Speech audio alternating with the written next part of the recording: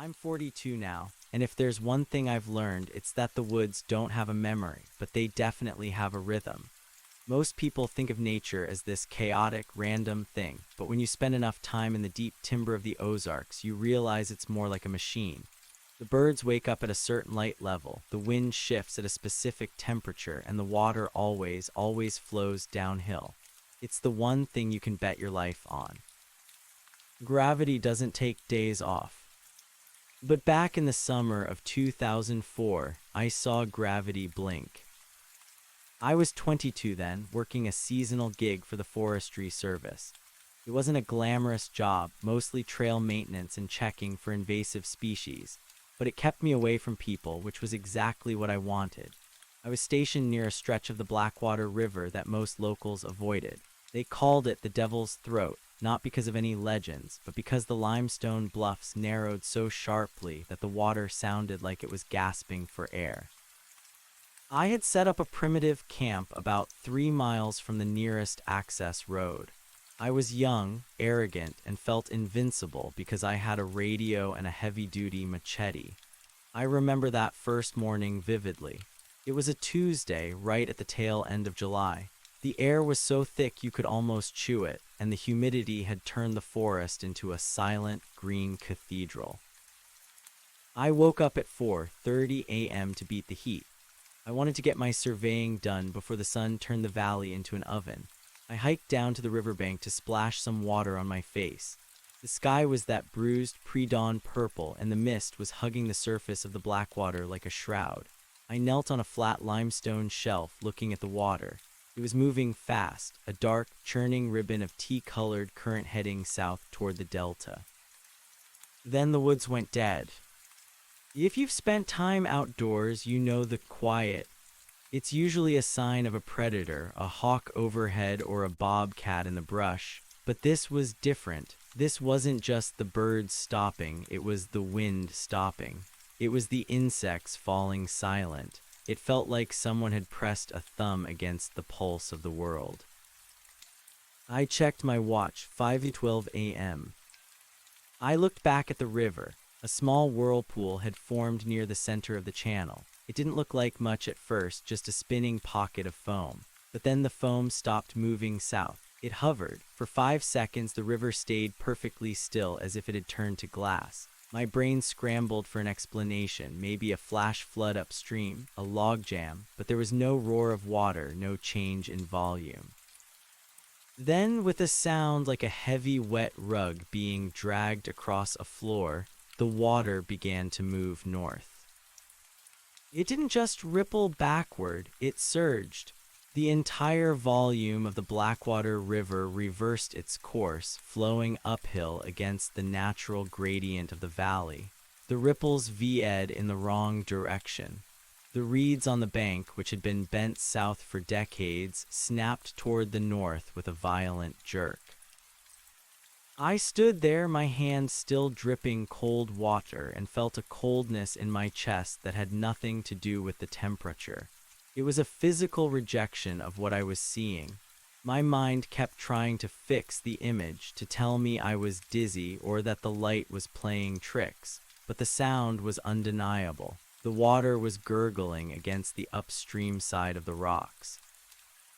I stood paralyzed for exactly 3 minutes.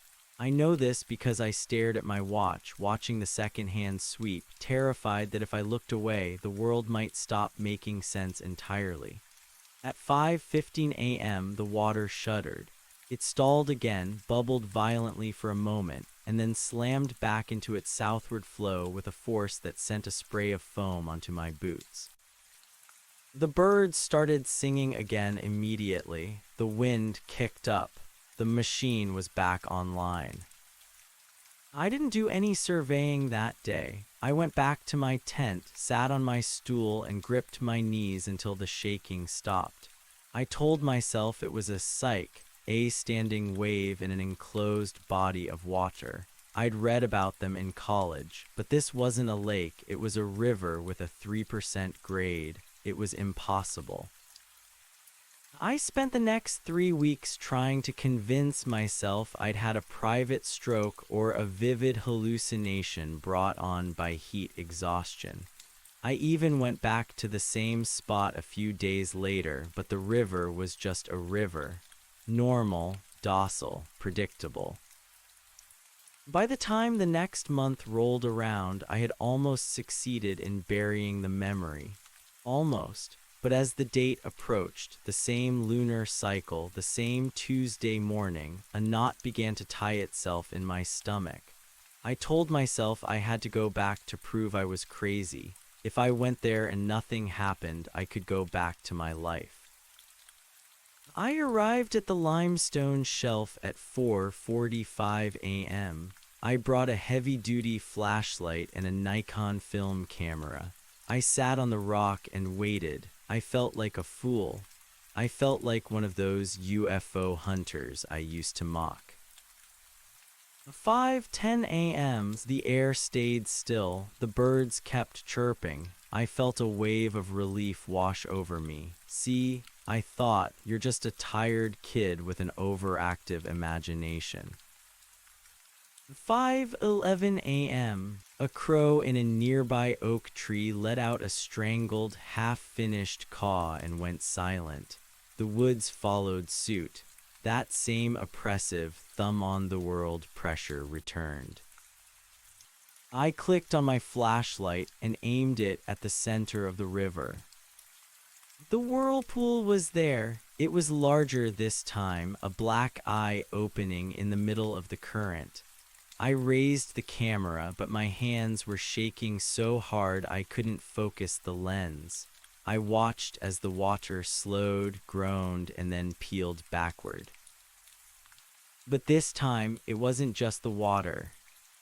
As the river flowed north, something began to emerge from the receding shallows near the bank. Because the water was being pulled upstream, the depth near my feet dropped by about a foot. A jagged ridge of silt and mud was exposed. And there, stuck in the muck about 10 feet from where I stood, was something that didn't belong in the Ozarks. It was a rusted metal cage. It was roughly the size of a dog crate, but the bars were reinforced with heavy, hand-wrapped wire. Inside the cage, there wasn't an animal. There was a pile of clothing, bright, modern synthetic fabric, a child's windbreaker. My heart didn't just race, it felt like it was trying to punch its way out of my ribs. I shone the light directly on the cage. The windbreaker was blue. It looked clean, too clean to have been underwater for long. Then I heard the sound. It wasn't the water. It was coming from under the water, further upstream where the river was surging backward into the throat.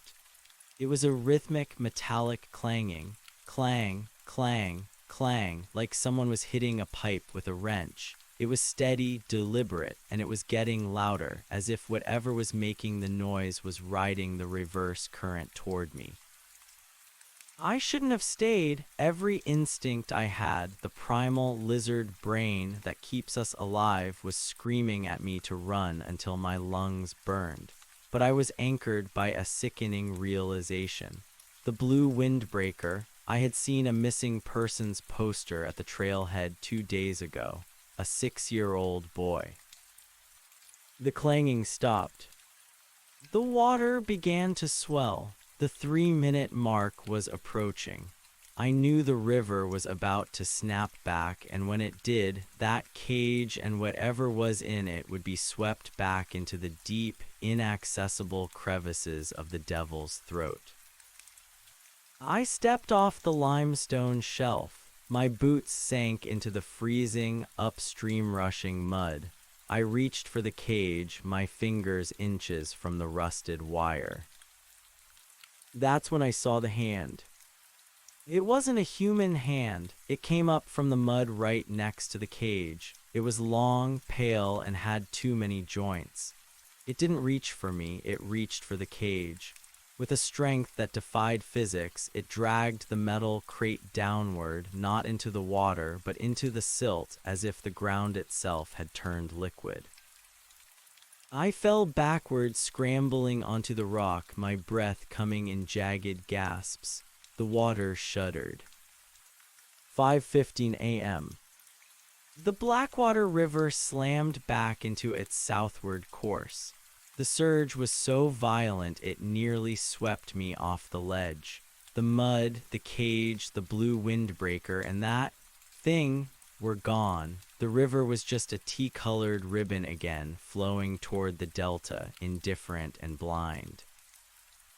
I didn't wait for the sun to come up. I threw my gear into my pack, half of it stayed on the ground, and I ran. I didn't follow the trail. I ran through the brush, thorns tearing at my face and arms until I hit the access road. I drove straight to the ranger station in Eminence. I was a mess, covered in mud, bleeding from a dozen scratches, shaking so hard I could barely turn the ignition. The head ranger was a guy named Miller. He'd been in the service for 30 years. He looked like he was carved out of hickory. He let me babble for 10 minutes about reversing rivers and metal cages and pale hands. I expected him to call the cops or a psych ward. Instead, he just poured me a cup of black coffee and sat down across from me. He didn't look surprised. He looked tired. "You were at the throat, weren't you?" he asked. His voice was flat, devoid of the skepticism I'd braced for. "How did you know?" I whispered. "Because you're the third one in 10 years, he said. He leaned back, his eyes fixed on the map on the wall. "Every few years, someone's out there at the wrong hour. They come back talking about the water moving the wrong way. Most of them don't mention the cage, though." "You know about the cage." I felt a surge of hope, then a deeper, darker dread.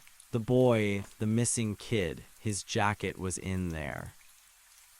Miller sighed. He reached into his desk drawer and pulled out a file. He flipped it open to a series of photos. They were old, grainy Polaroids from the 70s, 80s, and 90s. Every single one of them showed the same thing, the Blackwater River at dawn flowing backward. And in every photo, at the edge of the frame, there was a glimpse of something metallic in the mud. "We've sent divers down there," Miller said. "We've sent sonar teams. When the river is flowing right, there's nothing, just rocks and silt. It's like that part of the river. It doesn't exist in the same space as the rest of the world, not until that 3-minute window." "What about the hand?" I asked, my voice cracking. "What was that?"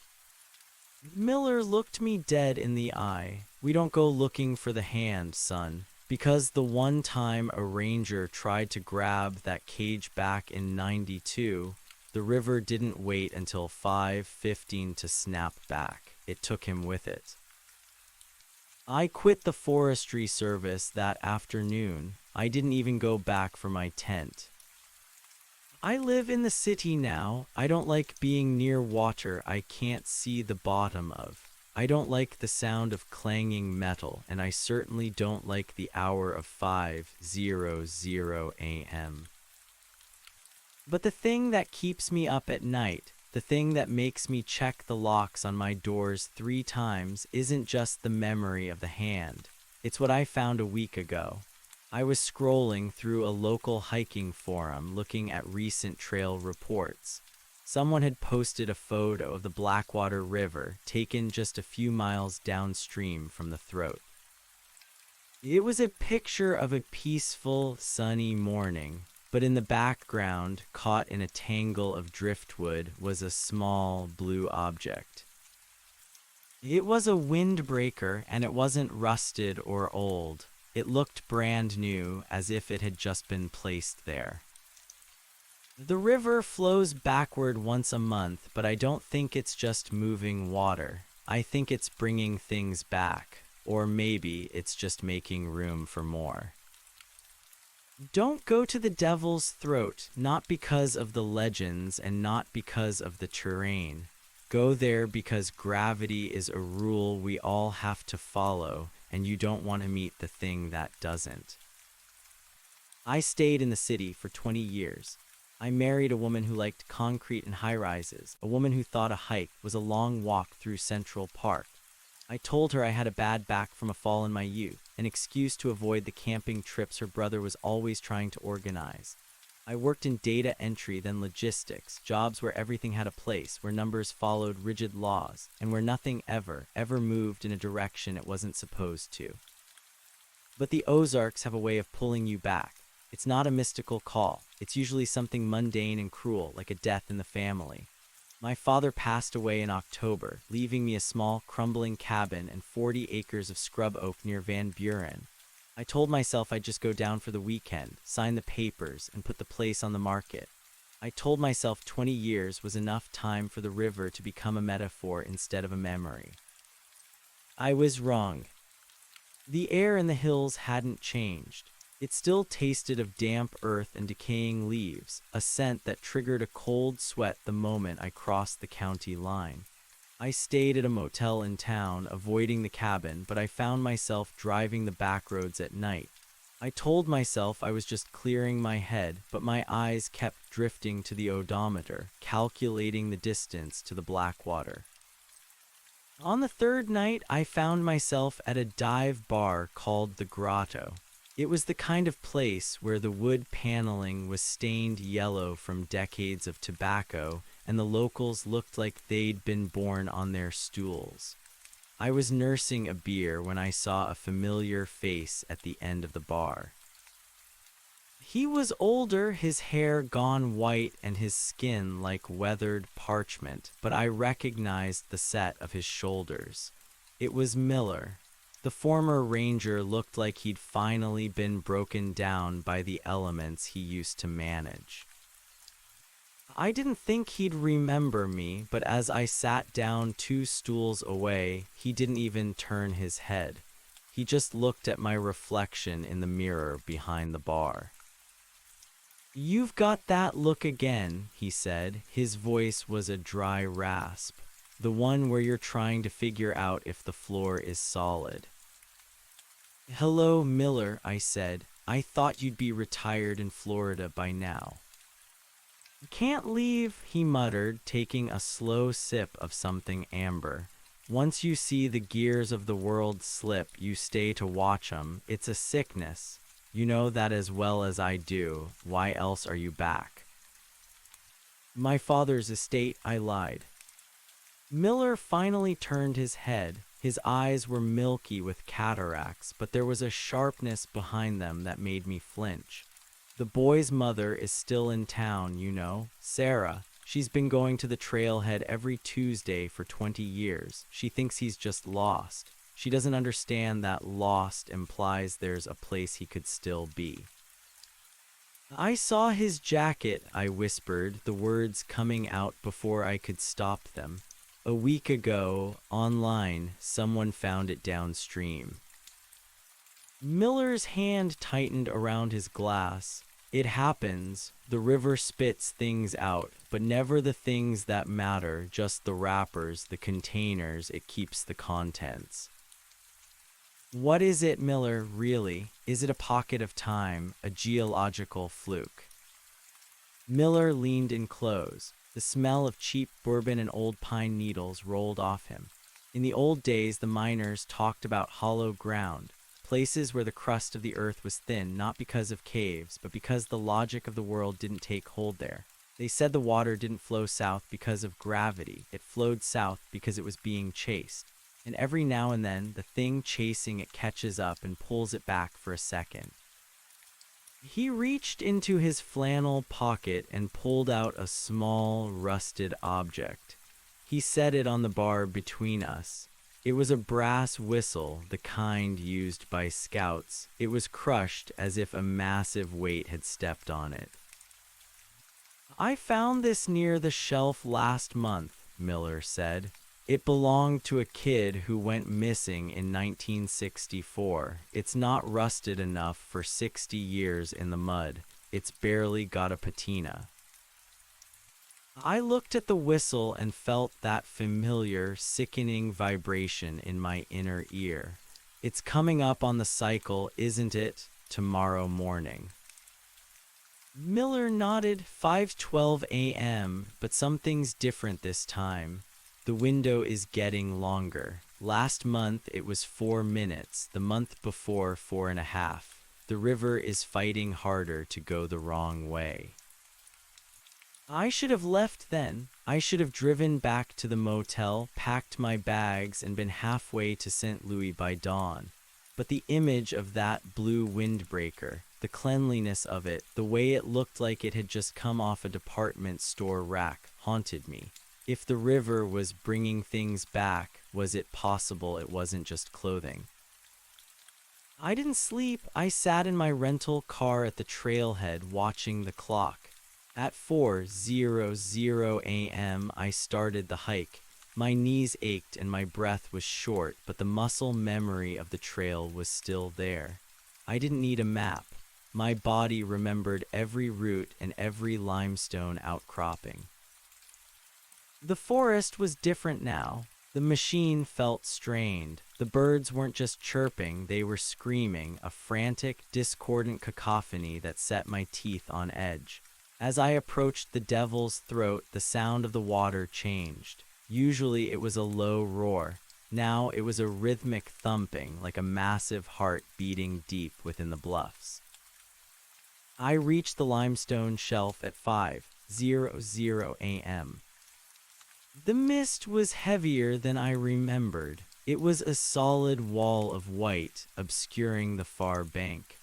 I sat on the cold rock and pulled out a high-powered LED flashlight, a far cry from the flickering plastic tube I'd carried as a kid. 5:11 a.m. The silence hit like a physical blow. The birds didn't just stop. It felt as though the sound had been vacuumed out of the air. I felt the pressure in my sinuses, the same sensation as a rapid descent in an airplane. I aimed the light at the waters. The whirlpool wasn't a small pocket of foam anymore. It was a massive, swirling maw that spanned half the river's width. The water didn't just slow down, it buckled. The surface rose up in a humped wave, a wall of liquid that seemed to be fighting an invisible barrier. Then the sound started, clang, clang, clang. It was louder than before. It wasn't just a pipe being hit. It was the sound of a heavy gate being slammed against its frame. It was coming from directly beneath the limestone shelf where I stood. The river began to peel backward. The force was incredible. Trees on the opposite bank that leaned over the water were sucked into the current, their branches snapping as they were dragged north, uphill, against every law of nature. The water level dropped rapidly, exposing the muddy floor of the river. I shone my light into the receding shallows. There were dozens of them. Not just one cage, there were dozens of metal crates, some rusted to lace, others gleaming and new. They were scattered across the riverbed like discarded toys, and they weren't all dog crate sized. Some were long and narrow. Some were small, barely large enough to hold a shoebox. I saw the blue windbreaker again. It was snagged on a branch of a sunken oak. But I didn't look at the clothes, I looked at the mud. The floor of the river was moving. It wasn't the current, the silt itself was undulating.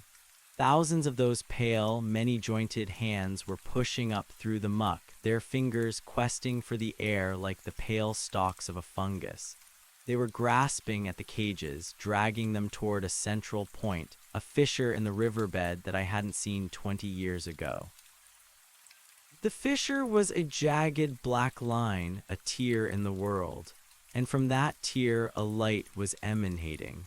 It wasn't a normal light. It was a dull, pulsing violet, a color that made my eyes ache and my stomach churn. I saw a figure standing near the fissure. It wasn't a monster, it was a man. He was wearing a tattered Forestry Service uniform, the old-style khaki from the 90s. He was standing perfectly still while the pale hands swarmed around his ankles, weaving between his legs like tall grass in a breeze. He looked up at me. His face was a mask of smooth, featureless skin. No eyes, no nose, no mouth, just a blank slate of pale flesh. He raised a hand, a human hand, with the correct number of joints and pointed at me. The clanging stopped. The hands in the mud all turned at once, their fingertips pivoting toward the limestone shelf. "I'm not here," I screamed, the sound swallowed by the oppressive silence. "I'm not part of this." The man with the blank face stepped toward me. He didn't walk, he glided, the mud parting before him as if he were made of smoke. He reached into one of the newer cages, one that was still shiny and silver, and pulled out a small, red object. It was my father's pocket knife, the one I'd buried with him 3 days ago. The world tilted. The machine didn't just blink, it broke.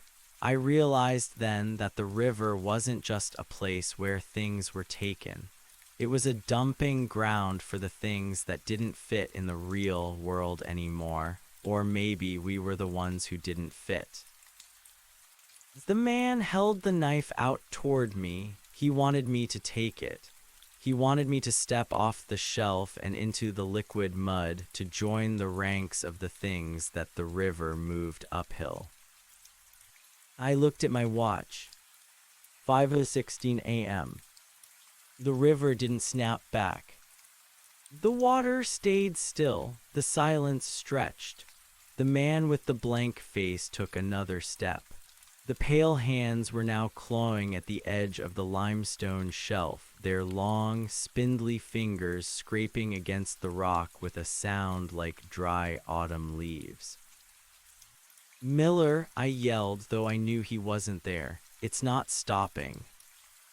The violet light from the fissure intensified, casting long, distorted shadows across the valley. I could see things in the woods now, shapes that shouldn't exist, silhouettes that were too tall and too thin, leaning against the oak trees. They were waiting for the river to finish its reversal. They were waiting for the world to flip entirely. I reached into my pack and grabbed the only thing I had that felt real, a heavy steel flare gun I'd bought for emergencies. I didn't aim it at the man, I aimed it at the fissure in the riverbed. I pulled the trigger. The flare erupted in a brilliant, screaming red. It arced through the air, trailing a plume of thick smoke, and plunged directly into the violet tear. The effect was instantaneous. A sound erupted from the hole, not a scream, but a mechanical grinding, like a million gears being stripped at once. The violet light flickered and died. The man with the blank face vanished, dissolving into a cloud of silt. The river didn't just flow south, it exploded. A wall of water 10 feet high slammed into the channel, rushing back with a fury that shook the very foundation of the bluffs. I was thrown backward, hitting my head against a tree. The last thing I saw before the world went black was the blue windbreaker being torn to shreds by the force of the returning current. I woke up at noon. The sun was high and indifferent. The birds were singing. The Blackwater River was a peaceful, tea-colored ribbon flowing south toward the delta.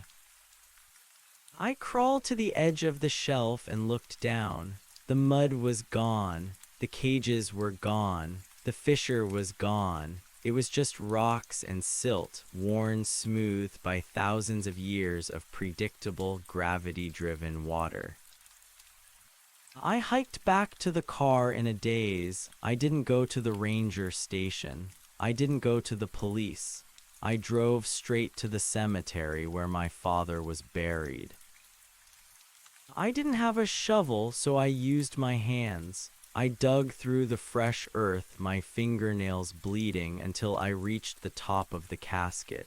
I pried the lid open just enough to see inside. My father was there. He looked peaceful. But the pocket knife I'd placed in his suit pocket was gone. In its place was a small, smooth stone of polished limestone, perfectly round, with a single violet vein running through the center. I left the stone there. I filled the grave back in. I'm back in the city now. I don't check the locks anymore. I don't look at the clock at 5:00 a.m. because I realized something that day at the Devil's Throat, something that Miller knew but couldn't say. The river doesn't flow backward because of a glitch in the machine.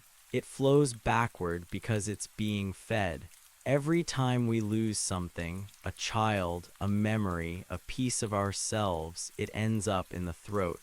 And every now and then, the thing on the other side of the fissure decides it's time to trade. I'm 42 now. I've learned that nature isn't a machine. It's a bargain. And gravity is just the interest we pay on the things we're allowed to keep. But sometimes the debt comes due, and when it does, the water doesn't care which way it has to move to collect. The silence of the city was different from the silence of the woods, but after that day at the cemetery, neither felt particularly safe. I stayed in my apartment for 3 weeks, the blinds drawn, the hum of the refrigerator my only companion. I kept looking at my hands. They were scarred from digging in the Ozark dirt. The skin under my nails still stained a faint, stubborn brown. I waited for the police to call about the desecrated grave or for Miller to show up at my door with more warnings, but the world remained stubbornly indifferent. The only thing that wasn't indifferent was the stone. I hadn't left it in the grave. I thought I had. I remembered the sound of the dirt hitting the casket, the weight of the soil, the finality of the act. But when I got back to my apartment in St. Louis and emptied my pockets, the limestone pebble was there. It sat on my glass coffee table, small and unassuming, the violet vein pulsing with a light so faint I could only see it if I turned off every lamp and waited for my eyes to adjust. It didn't feel like stone.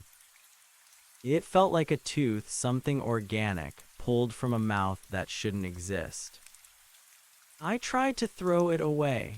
I walked to the Eads Bridge and tossed it into the Mississippi, watching the muddy, wide expanse of the great river swallow it up. I felt a momentary sense of triumph. The Mississippi was too big, too powerful, too grounded in its own massive geography to be bothered by a pebble from a tributary.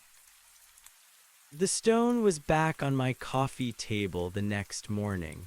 It left a small, damp ring on the glass, smelling of old rain and copper. That was when I realized the trade wasn't finished. The river hadn't just taken the knife, it had given me a receipt and it expected me to hold on to it. I started dreaming about the man with the blank face. In the dreams, he wasn't at the river, he was in my apartment. He was standing in the corner of my bedroom, his featureless head tilted as if listening to the rhythm of my heart. He didn't move, but the room around him began to undulate. The walls would soften like wet clay, and the floor would turn into that dark, grasping mud. I would wake up gasping, my bedsheets damp, the smell of the black water filling my lungs. I couldn't work. Data entry requires a belief in the permanence of sequences, and I no longer believed in sequences. I saw 512 everywhere. It was the amount of my grocery bill. It was the duration of a song on the radio. It was the time I woke up every single night, my heart hammering against my ribs like a trapped bird. A month after the incident at the throat, my phone rang. It was a number I didn't recognize, a local 417 area code. He's gone, the voice said. It was a woman, her tone brittle and exhausted. Miller, he didn't come home from his walk 3 days ago. I knew the voice. It was Sarah, the mother of the boy who had disappeared in the 90s. I'd met her once, briefly, during my first week as a ranger. She had been younger then, her eyes bright with a desperate, frantic hope. Now she sounded like someone who had finally seen the bottom of the well. "Why are you calling me Sarah?" I asked, my voice trembling. "Because he left a note," she said. "It just had your name on it and a set of coordinates. He said you were the only one who knew how to close the gate." "I can't go back there," I said, the panic rising in my throat. I almost died. I saw things. "He's in the cages, isn't he?" she interrupted. Her voice wasn't sad, it was curious, which was infinitely more terrifying. "He told me once that the river was a library, that everything ever lost in the Ozarks was catalogued down there in the dark. He said he wanted to find my Bobby. He said he had a plan to bring him back during the long window." "The window is getting longer," I whispered, remembering Miller's warning at the bar. "It's not just longer," Sarah said. "The locals are saying the Blackwater hasn't turned back south since Tuesday. It's just sitting there, still, like it's waiting for something to cross over." I hung up the phone. I looked at the stone on the table. The violet vein was no longer faint. It was glowing with a steady, sickly radiance that cast long, distorted shadows against my living room wall. I knew then that the flare hadn't closed the fissure. It had just jammed the gears. I had broken the machine of the river, and now the pressure was building. If the water wasn't moving, the logic of the valley was collapsing. I didn't pack a bag this time. I grabbed my car keys and the stone. I drove through the night, pushing the rental car to its limit. The further south I got, the more the landscape seemed to fray at the edges. The trees along the highway looked elongated, their branches stretching toward the sky in impossible geometries. The air grew thick and heavy, vibrating with that low-frequency hum that made my ears bleed. When I reached the turnoff for the Blackwater, the road was blocked, not by a fallen tree or a police barricade, but by the water itself. The river had swollen, but not like a flood. It hadn't breached its banks with a rush of silt and debris. Instead, it had simply expanded, the water perfectly clear and perfectly still. It covered the asphalt in a shimmering sheet, reflecting the moonlight with a mirror-like precision that made it hard to tell where the earth ended and the sky began. I stepped out of the car. The silence was absolute. No crickets, no owls, no wind, just the sound of my own breathing, which felt unnaturally loud in the vacuum of the woods. I walked toward the water's edge. It didn't ripple when my boots touched it. It felt like stepping onto a sheet of cold, liquid glass. I looked down and saw my reflection, but it wasn't right. My reflection was wearing a Forestry Service uniform. It was younger, and it was reaching up toward me, its fingers brushing against the soles of my boots. "Miller," I called out. "He's not here," a voice replied. I spun around. Sarah was standing on the embankment. She looked ancient, her skin hanging loose on her frame, but her eyes were wide and filled with a terrifying lucidity. She was holding a lantern, the flame steady despite the lack of air. "The river is holding its breath," she said, walking toward me. "It's waiting for the trade to be finalized. You took something that didn't belong to you, and you gave it something it couldn't digest." "The flare," I said. "I hit the fissure." "You hit the heart," she corrected. "And now the heart has stopped. If the river doesn't start moving again by dawn, the throat won't just be a place in the woods. It'll be the only thing left. The reversal will become the reality. She pointed toward the trailhead. Miller went down there to fix what you did. He took a heavy chain and a winch. He thought he could pull the clog out, but he didn't have the key. She looked at my hand. I was clutching the limestone stone so hard my knuckles were white. He told me about the stone, she said. It's a weight, a stabilizer. The river gives them out to the things it wants to keep grounded. You're not a guest anymore, son. You're a part of the local geography. I don't want to be, I spat. I just want this to stop.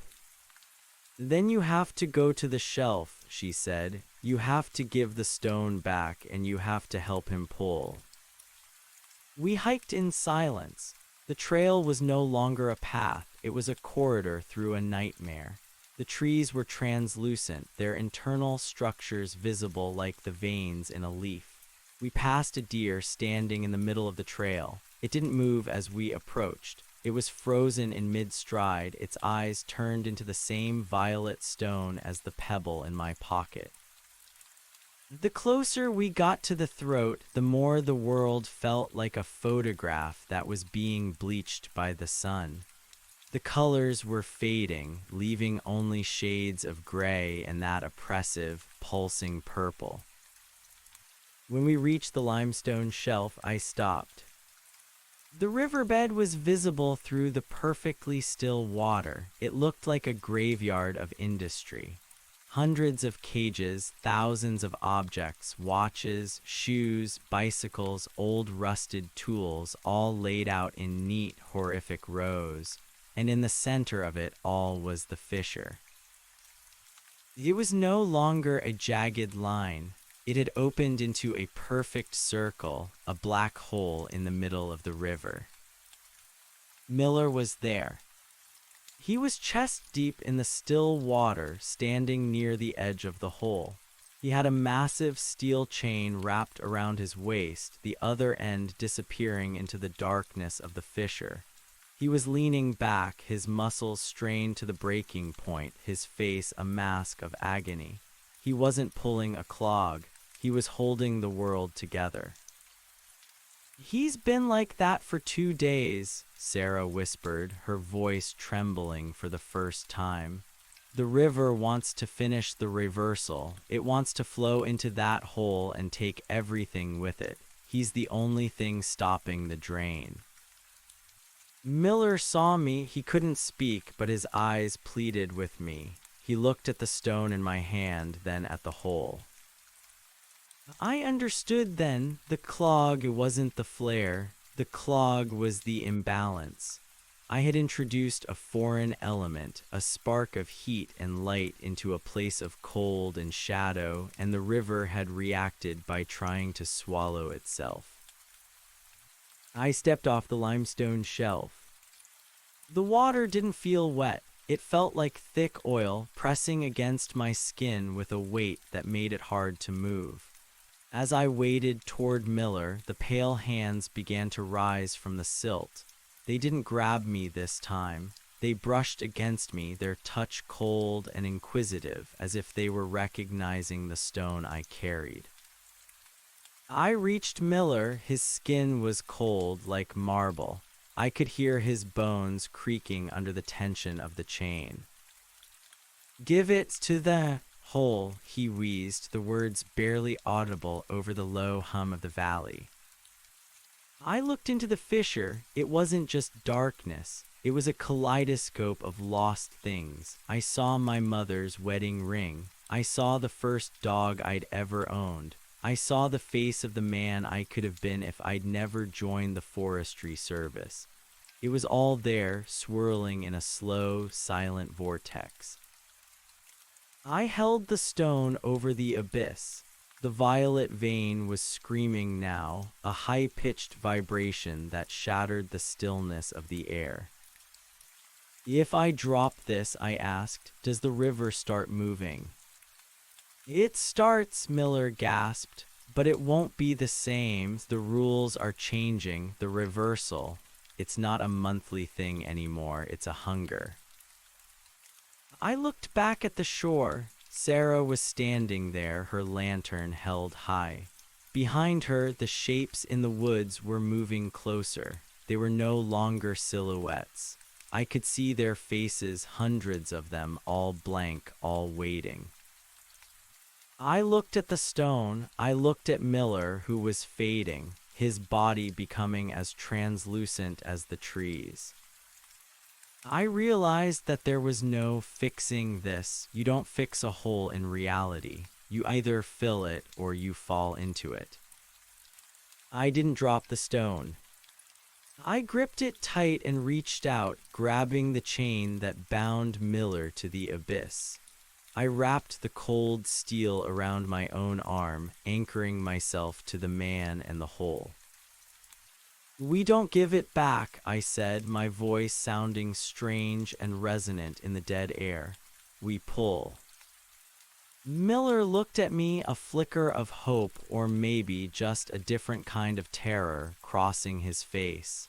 Together, we braced our feet against the muddy rim of the fissure.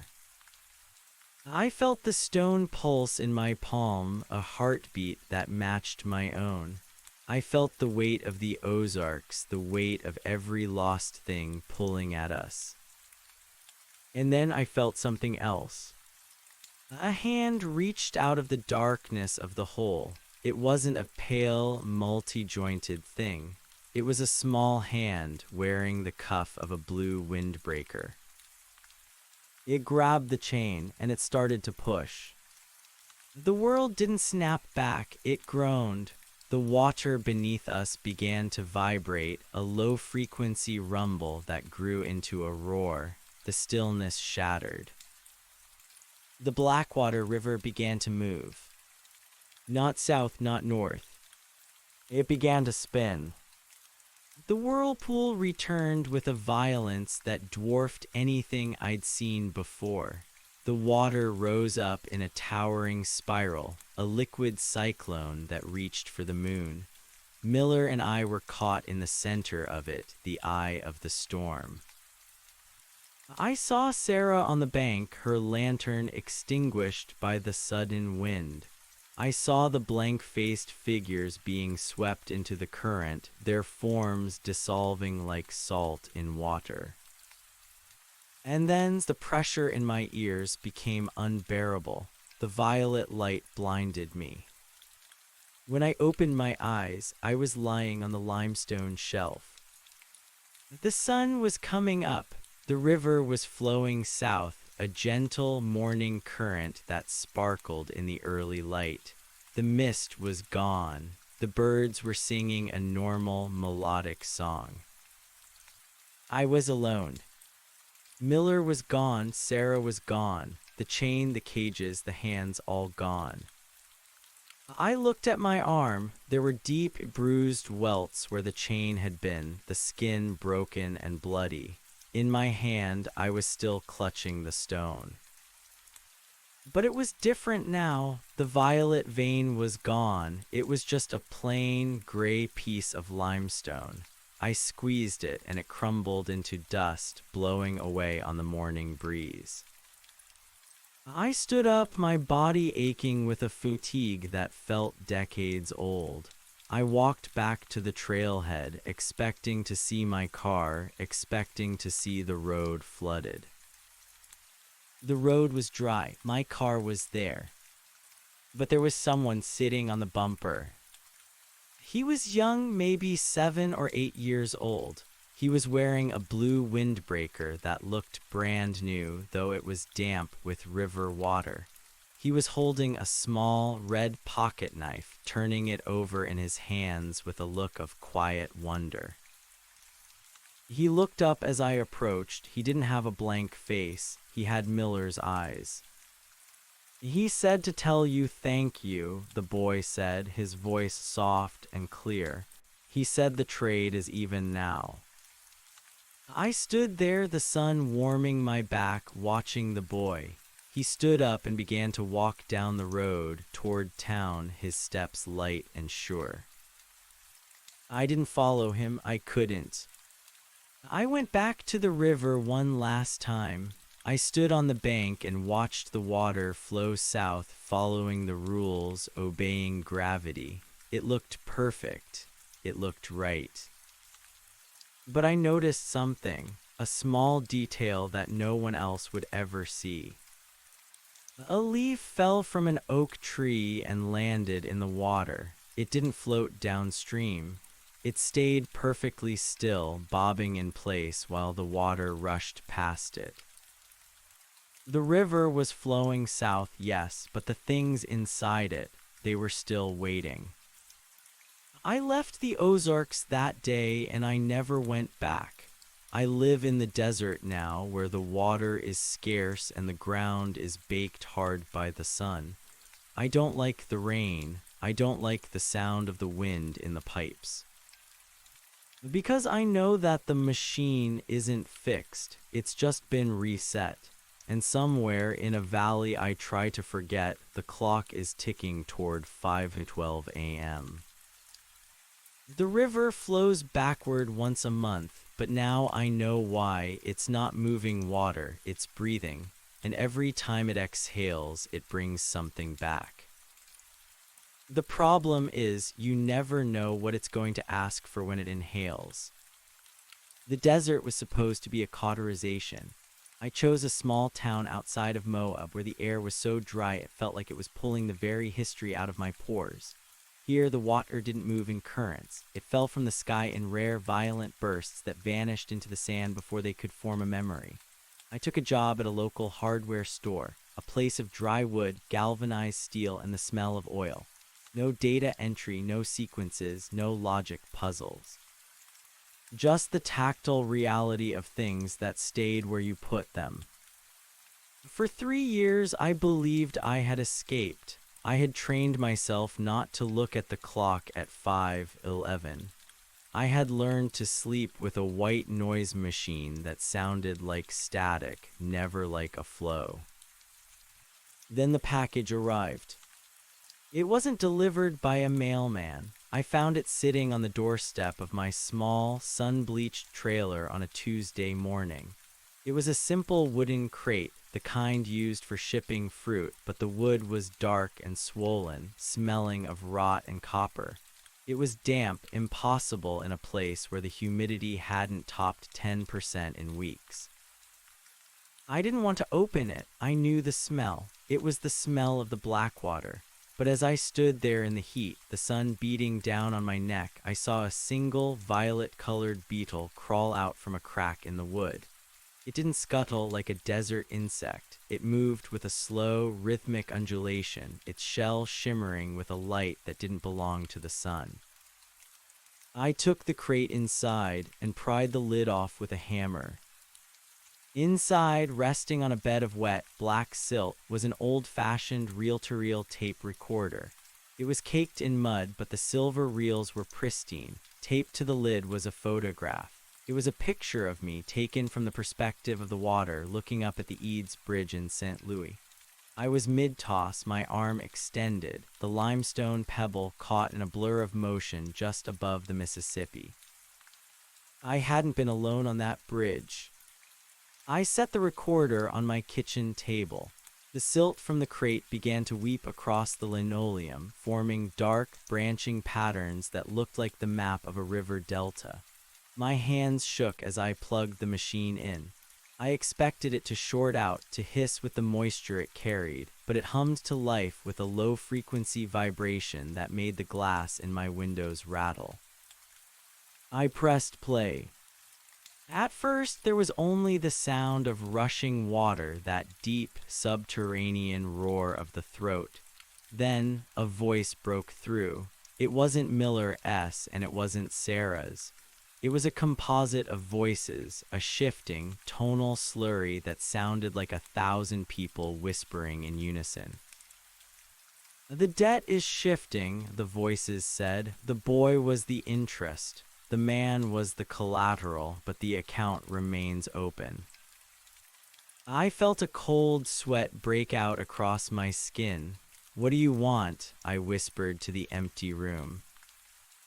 The tape hissed, "The river is a library, and you tore out a page. You brought the child back to the sun, but the sun is not a place for things that have been catalogued. He is unraveling, Elias, and as he fades, the valley widens." I remembered the boy in the blue windbreaker. I had thought it was a miracle. I had thought we had won. But the Ozarks didn't do miracles, it did trades. By pulling that boy out of the fissure, we hadn't saved him, we had stolen him, and the river didn't like being robbed. "Where is he?" I asked. "He is where the water stops," the machine replied. "The window is no longer a monthly occurrence. It is stuck. The Blackwater has ceased to flow. The pressure is cracking the bedrock. If the page is not returned, the library will spill into the world." The tape ended with a wet sucking sound, the reel spinning fruitlessly. I looked at the silt on my floor. It was moving. The dark patterns were reaching toward my feet, the mud thickening, turning into that familiar, grasping clay. I backed away, but the smell of the river was everywhere now, drowning out the scent of the desert. I knew what I had to do. I couldn't stay in the desert while the world I had left behind dissolved. I thought about the boy, Miller's eyes in a child's face.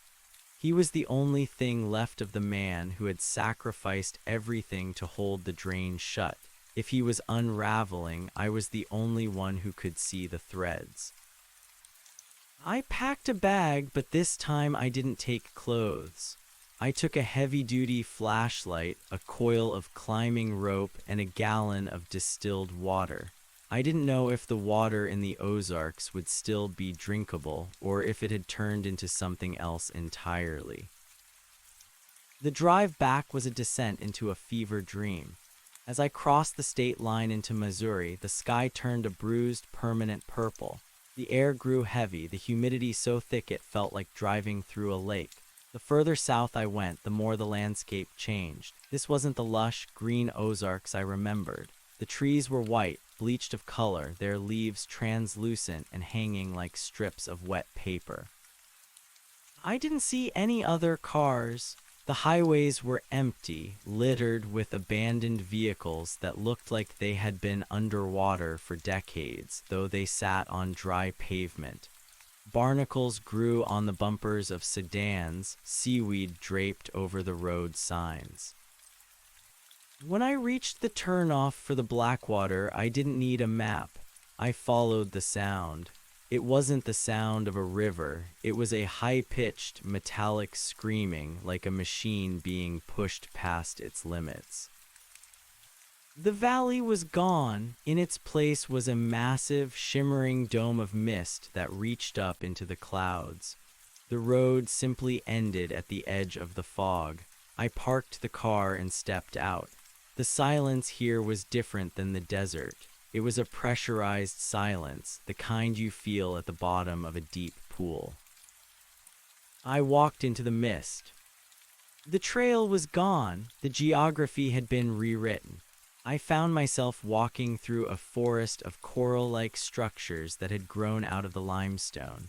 They were beautiful and horrific, pulsing with a faint violet light. I saw things trapped inside the coral, old boots, rusted lanterns, and things that looked like bones, all fused into the mineral growth. I reached the site of the throat, but the riverbed was dry. The water wasn't flowing, but it hadn't disappeared. It was suspended. Millions of gallons of perfectly clear water hung in the air above the fissure, forming a massive, liquid sphere that defied gravity. Inside the sphere, I could see the boy. He was floating in the center of the water, his blue windbreaker billowing around him. He wasn't drowning, he was sleeping. His skin was glowing with that same sickly radiance I had seen in the stone. Around him, the lost things of the Ozarks were orbiting like the rings of a planet, thousands of objects, from wedding rings to car engines, all caught in the boy's gravitational pull. Bobby, I called out. My voice didn't travel. It hit the wall of the mist and dropped. He can't hear you, a voice said. I turned. Sarah was sitting on a ledge of limestone. She looked like she had been carved from the stone itself. Her clothes were tattered and her eyes were gone, replaced by two smooth, violet pebbles. Sarah, I whispered, horrified. I gave them to the river so I could see him, she said, her voice a hollow rasp. He's the anchor now, Elias. Miller held the chain, but the boy is the weight. The river found its stabilizer. I have to get him out of there, I said, moving toward the suspended sphere of water. If you take him, the sphere collapses, she warned, and the water won't just fall, it will expand. It will fill the valley, then the county, then the world. The reversal is no longer a direction of flow, it's a state of being. The river wants to be the sky.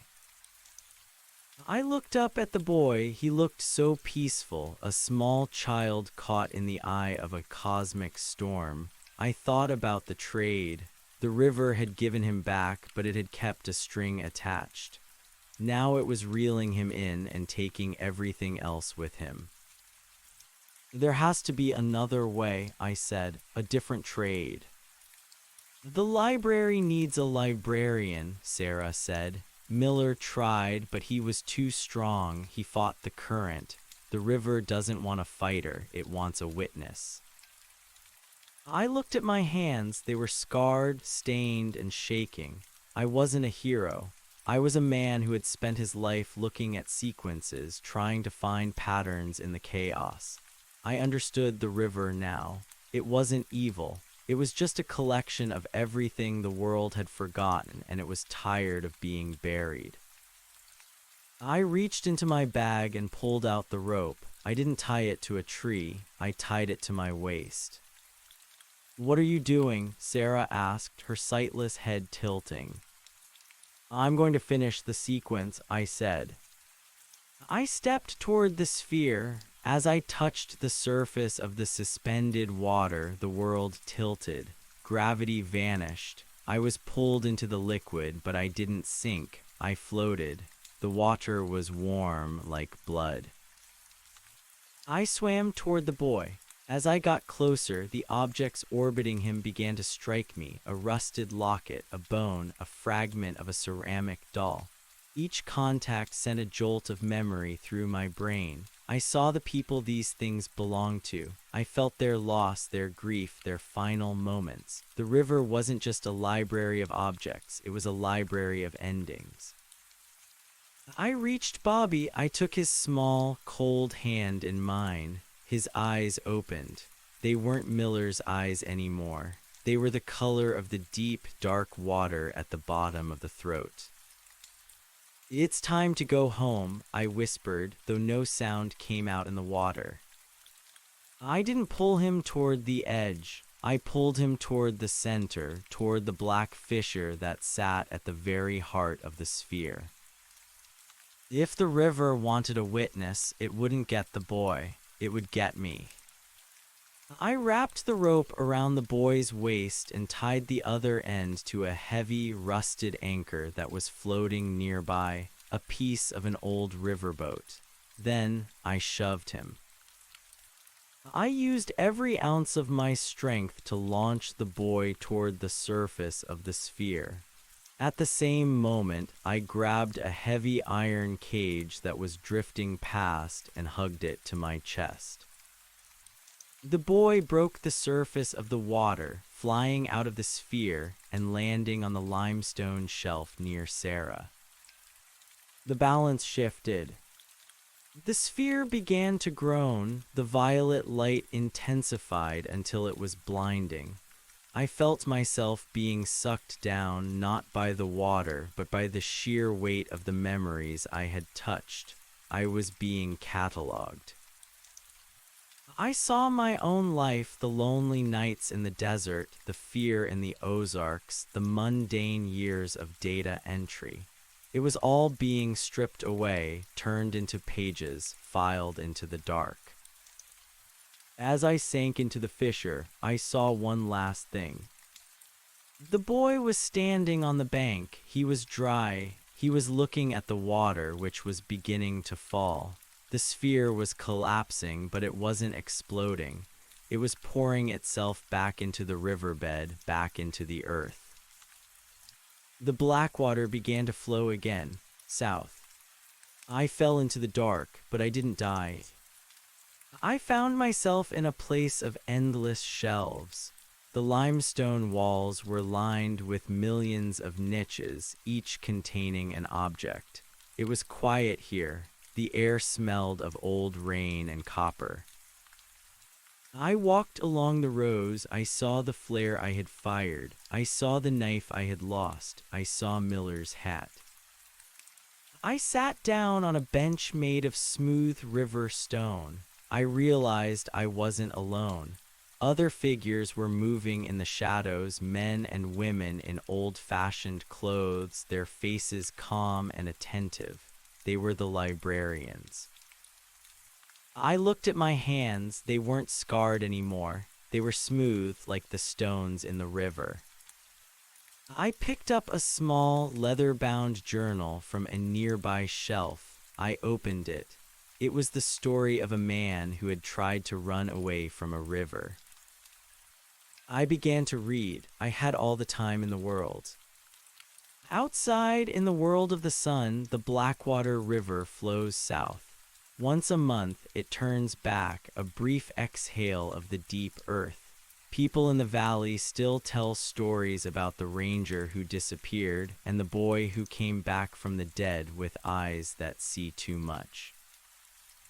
They say if you go to the throat at 5:12 a.m. and drop a secret into the water, sometimes, just sometimes, the river will give you an answer. But the answer is always written in a language that only the lost can understand. I am the witness now, and the library is never full. The stillness of the library was not the silence of a tomb, but the humming quiet of a hard drive. I could feel the vibrations of the world above through the soles of my feet, the rhythmic thrumming of the Ozark crust, the tectonic shifts that felt like the turning of heavy pages. I had become a part of the architecture of the machine, a living component in the vast, subterranean filing system of the forgotten. I spent what felt like weeks, or perhaps only minutes, wandering the aisles of the limestone shelves. There was no sun here, yet everything was illuminated by a soft, bioluminescent glow that bled from the walls. I found the section for the year 1994. It was a long, winding corridor that smelled of ozone and cheap hairspray. I ran my fingers along the objects tucked into the niches: a high school ring, a waterlogged cassette tape, a single leather glove. When I touched them, I didn't just see the objects. I felt the moment they were lost. I felt the slip of the ring from a sweaty finger during a moonlit swim. I heard the snap of the tape as a car radio ate it on a lonely highway. I was looking for something specific. I was looking for the rest of Miller. I found it in a cul-de-sac of the cave system where the air was colder and smelled of damp wool. There was no body, of course. The river didn't keep bodies, it kept the essence of the departure. In a small alcove, I found a silver harmonica, a set of brass keys, and a photograph of a woman with a laugh that seemed to echo off the limestone. As I touched the harmonica, a memory that wasn't mine flooded my mind. I saw Miller younger, his face free of the lines of grief, sitting on a porch, playing a tune that mimicked the call of a whippoorwill. I saw the moment he realized the river was breathing, the moment he decided to stay and hold the door shut so the breath wouldn't turn into a scream. He was a good gatekeeper, a voice said behind me.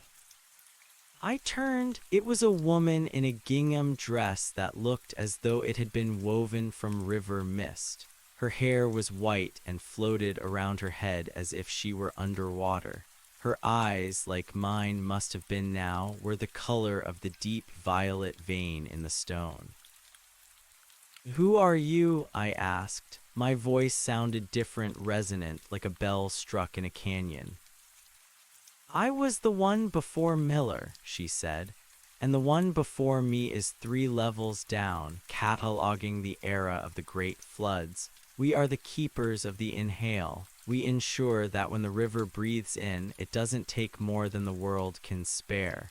But the machine is old, Elias. The gears are grinding into dust."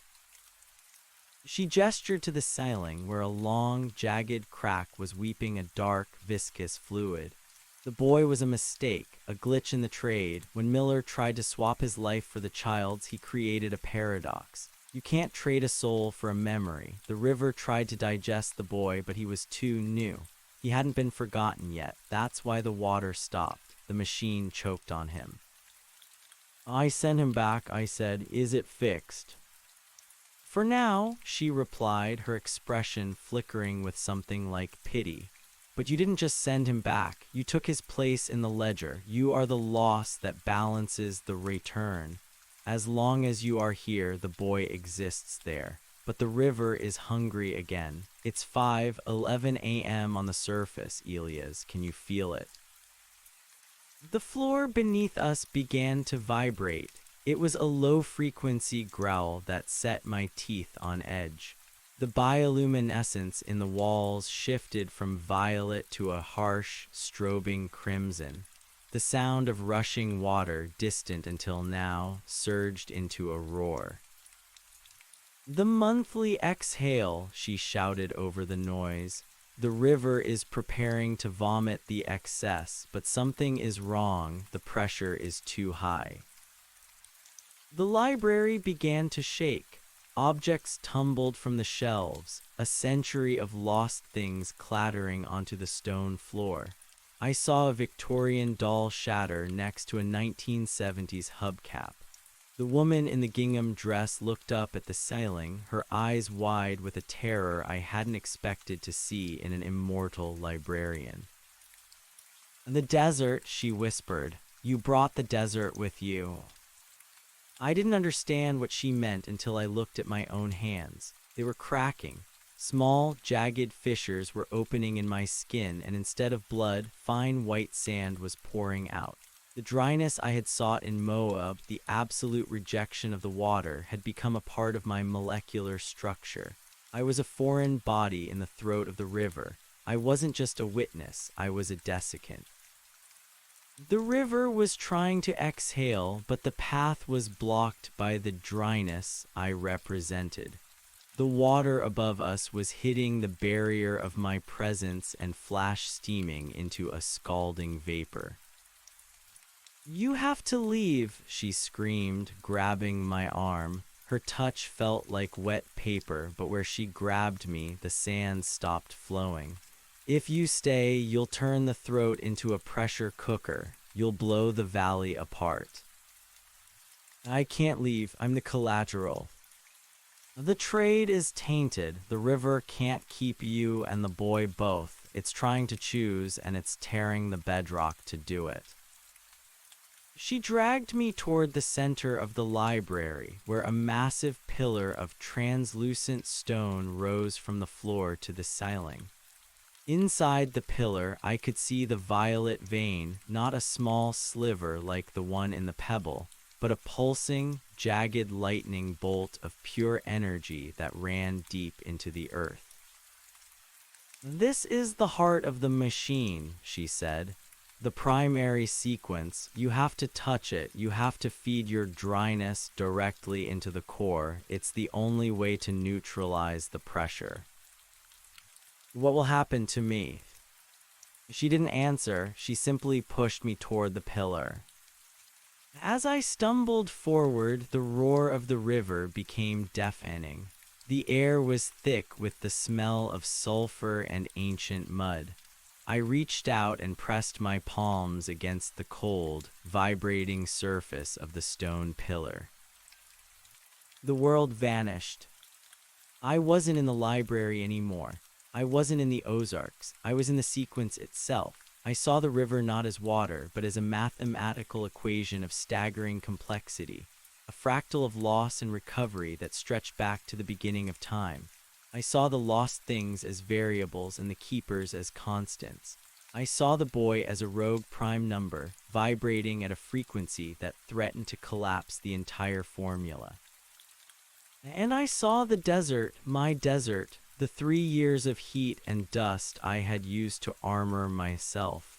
I saw it as a massive block of negative space, a void that the equation couldn't account for. I realized then that Miller hadn't just been holding the door, he had been trying to solve the problem. He had been trying to find a way to make the river whole so it wouldn't need to steal from the world above. But he had been working with the wrong tools. He had used grief. I used logic. I began to project the desert into the sequence. I didn't fight the water, I absorbed it. I became a sponge for the river's excess. I took the boiling pressure and the violent currents and I channeled them into the vast, empty dunes of my memory. I let the black water flood the Mojave of my mind.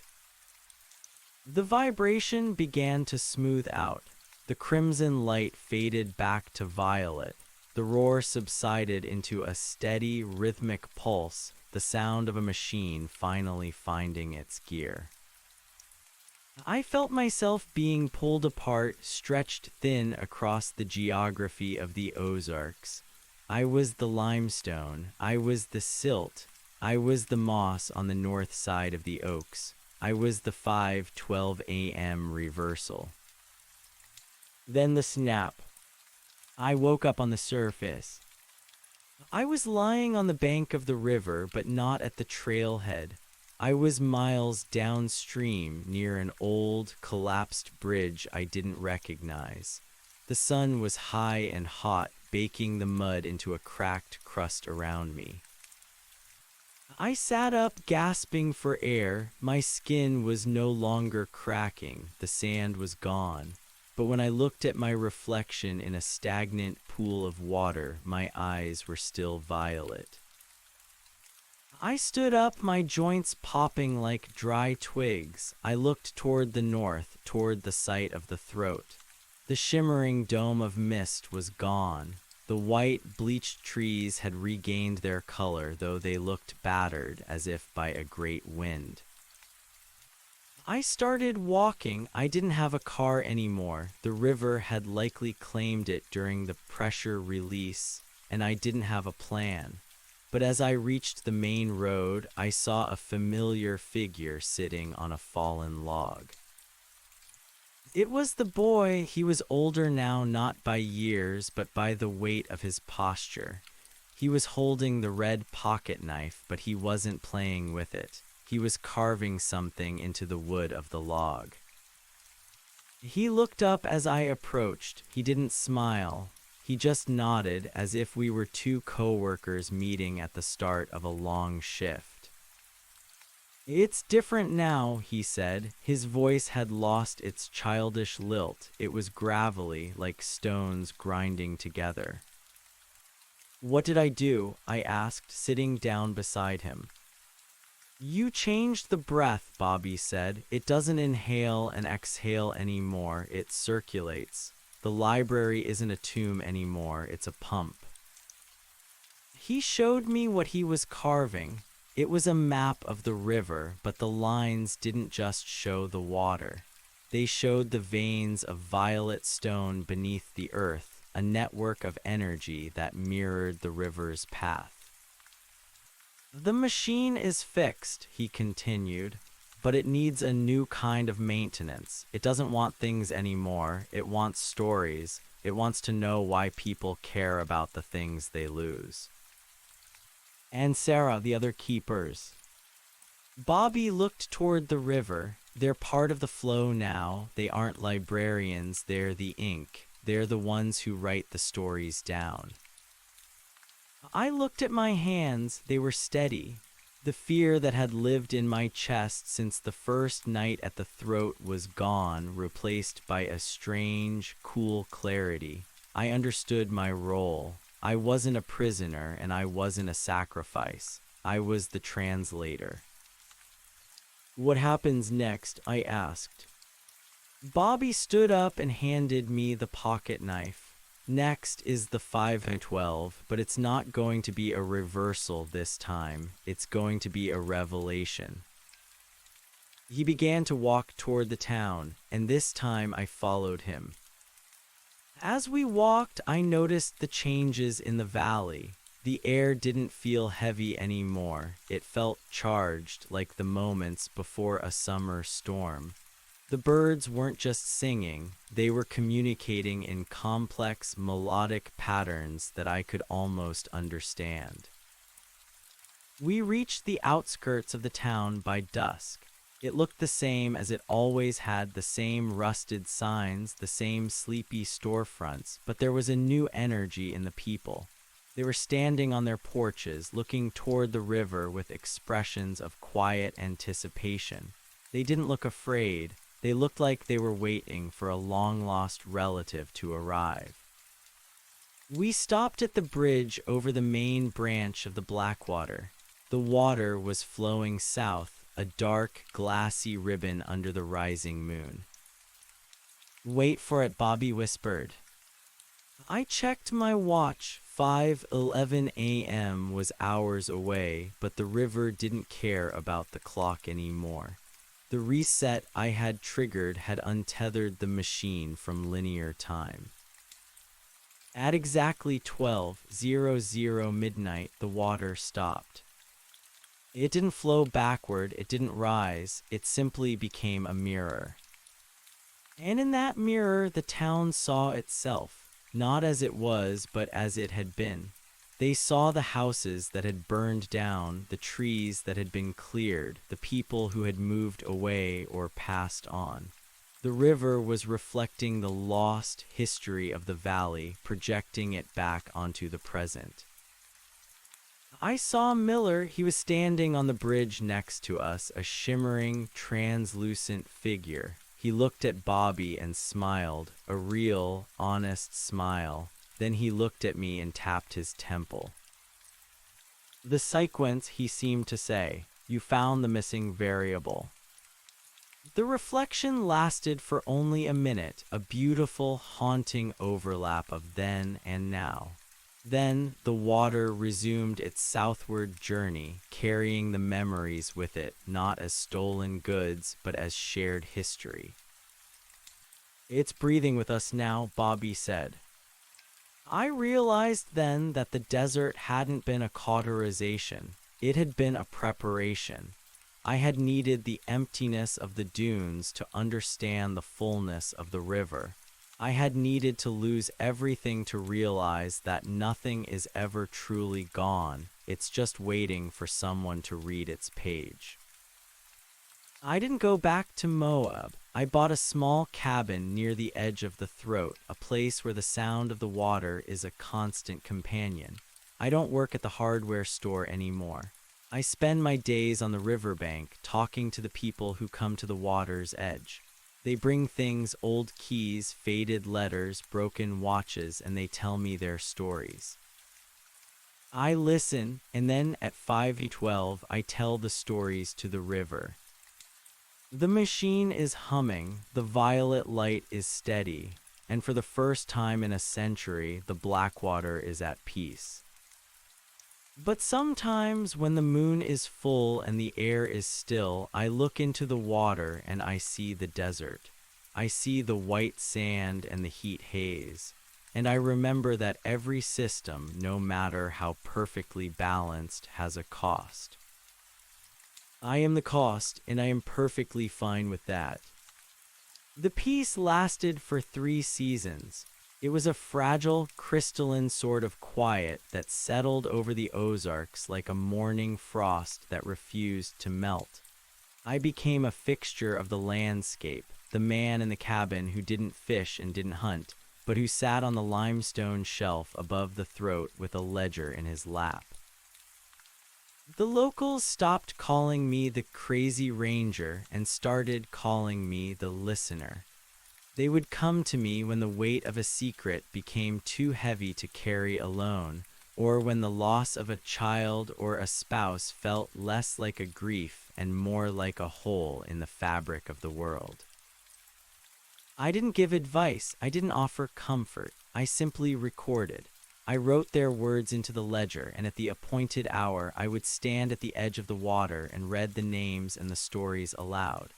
The river would shiver, the violet vein deep in the stone would pulse with a soft, bioluminescent thrum, and the water would carry the weight away. It was a beautiful, mechanical grace. But the machine was never meant to be a charity. It was a processor, and processors eventually require an upgrade or a purge. The change began in late October when the maples were turning the color of dried blood. The air turned sharp, carrying a scent I hadn't smelled since my time in the Mojave, the scent of rain that evaporates before it hits the ground. It was the smell of a coming drought, but not a drought of water. It was a drought of the soul. Bobby came to my cabin on a Tuesday evening. He looked older again. His hair was thinning at the temples, and his hands were stained with the dark, oily residue of the river silt. He didn't sit down.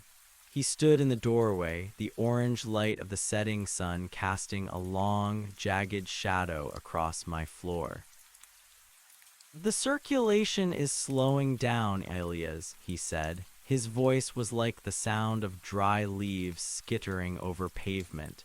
"The stories, they aren't enough anymore. They're too light. The river is starting to crave the heavy things again." "I've been giving it everything," I said, pointing to the stacks of ledgers. "I haven't missed a 5/12 in months. The balance is holding." "Look at the water," Bobby replied. I followed him down to the bank. The black water was no longer the glassy, translucent mirror of the summer. It had turned thick and opaque, the color of old lead. It didn't ripple, it heaved, moving with a sluggish, muscular effort. And there, at the center of the throat, the violet light wasn't a steady glow. It was flickering, a stuttering neon sign in a dying city. I knelt and touched the surface. It was cold, but not the clean cold of a spring. It felt like touching a fever. It was a cold that burned. "The dryness you brought," Bobby whispered, kneeling beside me. "It stabilized the pressure, but it's starting to crystallize. You turned the river into a pump, but you forgot that a pump needs a lubricant. You've made it too efficient, Elias. You've stripped away the mystery. You've turned the ghosts into data." I looked at my hands. The faint, white scars of the desert were returning, tracing the lines of my palms like a map of a place I never wanted to see again. What does it want? "It wants the things that can't be written down," Bobby said. "It wants the things that have no names. It wants the unspoken." That night the river didn't flow south. It didn't flow backward. It stopped entirely. The silence that followed was terrifying. It wasn't just the absence of sound, it was the absence of time. In the town, the clock stopped. The birds froze in mid-flight, suspended in the air like ornaments on invisible strings. I stood on the bridge and watched as a single leaf, detached from an oak, hung motionless 3 feet above the water. The machine had jammed. I felt the pull then, a physical yank at the base of my skull.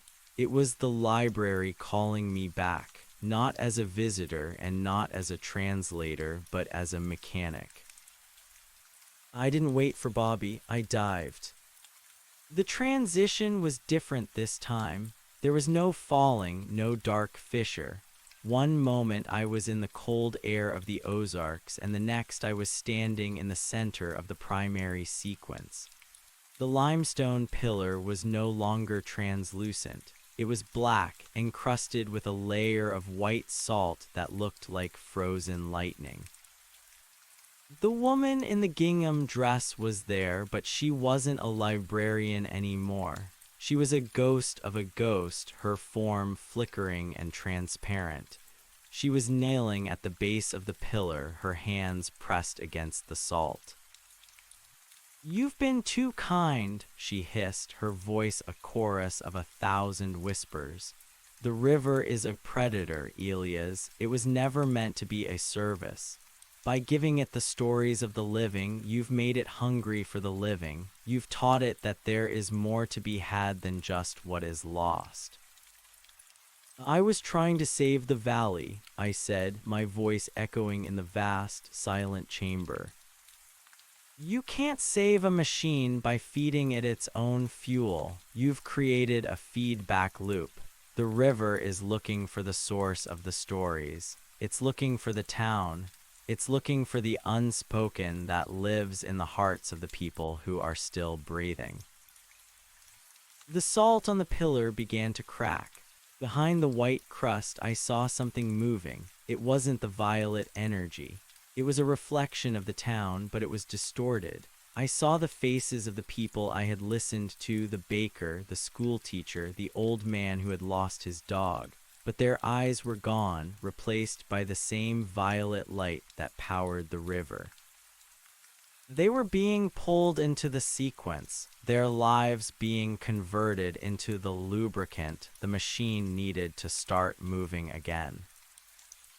"How do I stop it?" I screamed. "You can't stop it from the outside," she said, her form beginning to dissolve into the salt.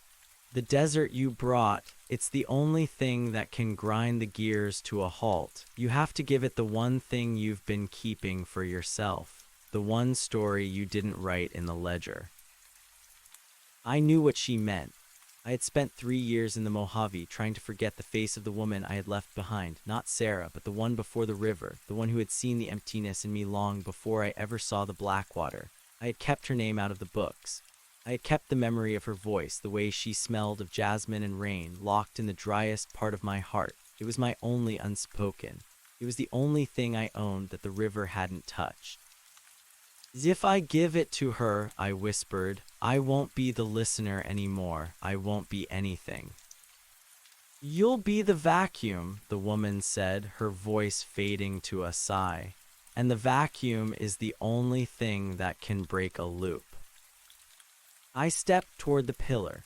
The salt was hot now, blistering the skin of my shins. I reached out not with my hands but with my mind. I opened the door I had kept bolted for years. I let the image of her come forward, the way she looked in the light of a dying campfire, the way she laughed at my jokes even when they weren't funny, the moment she told me she couldn't stay because I was already gone to a place she couldn't follow. I pushed the memory into the salt.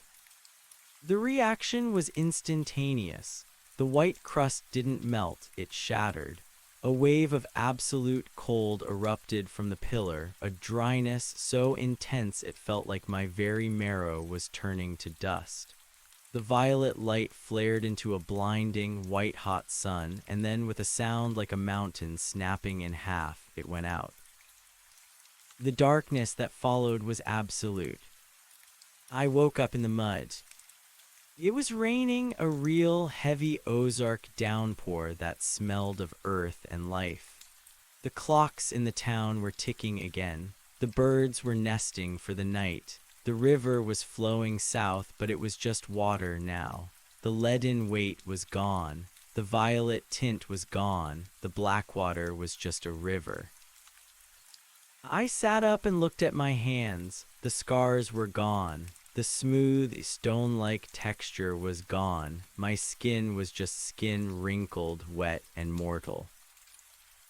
Bobby was sitting a few feet away watching the rain. He looked like a normal boy now. His eyes were brown, the color of the earth.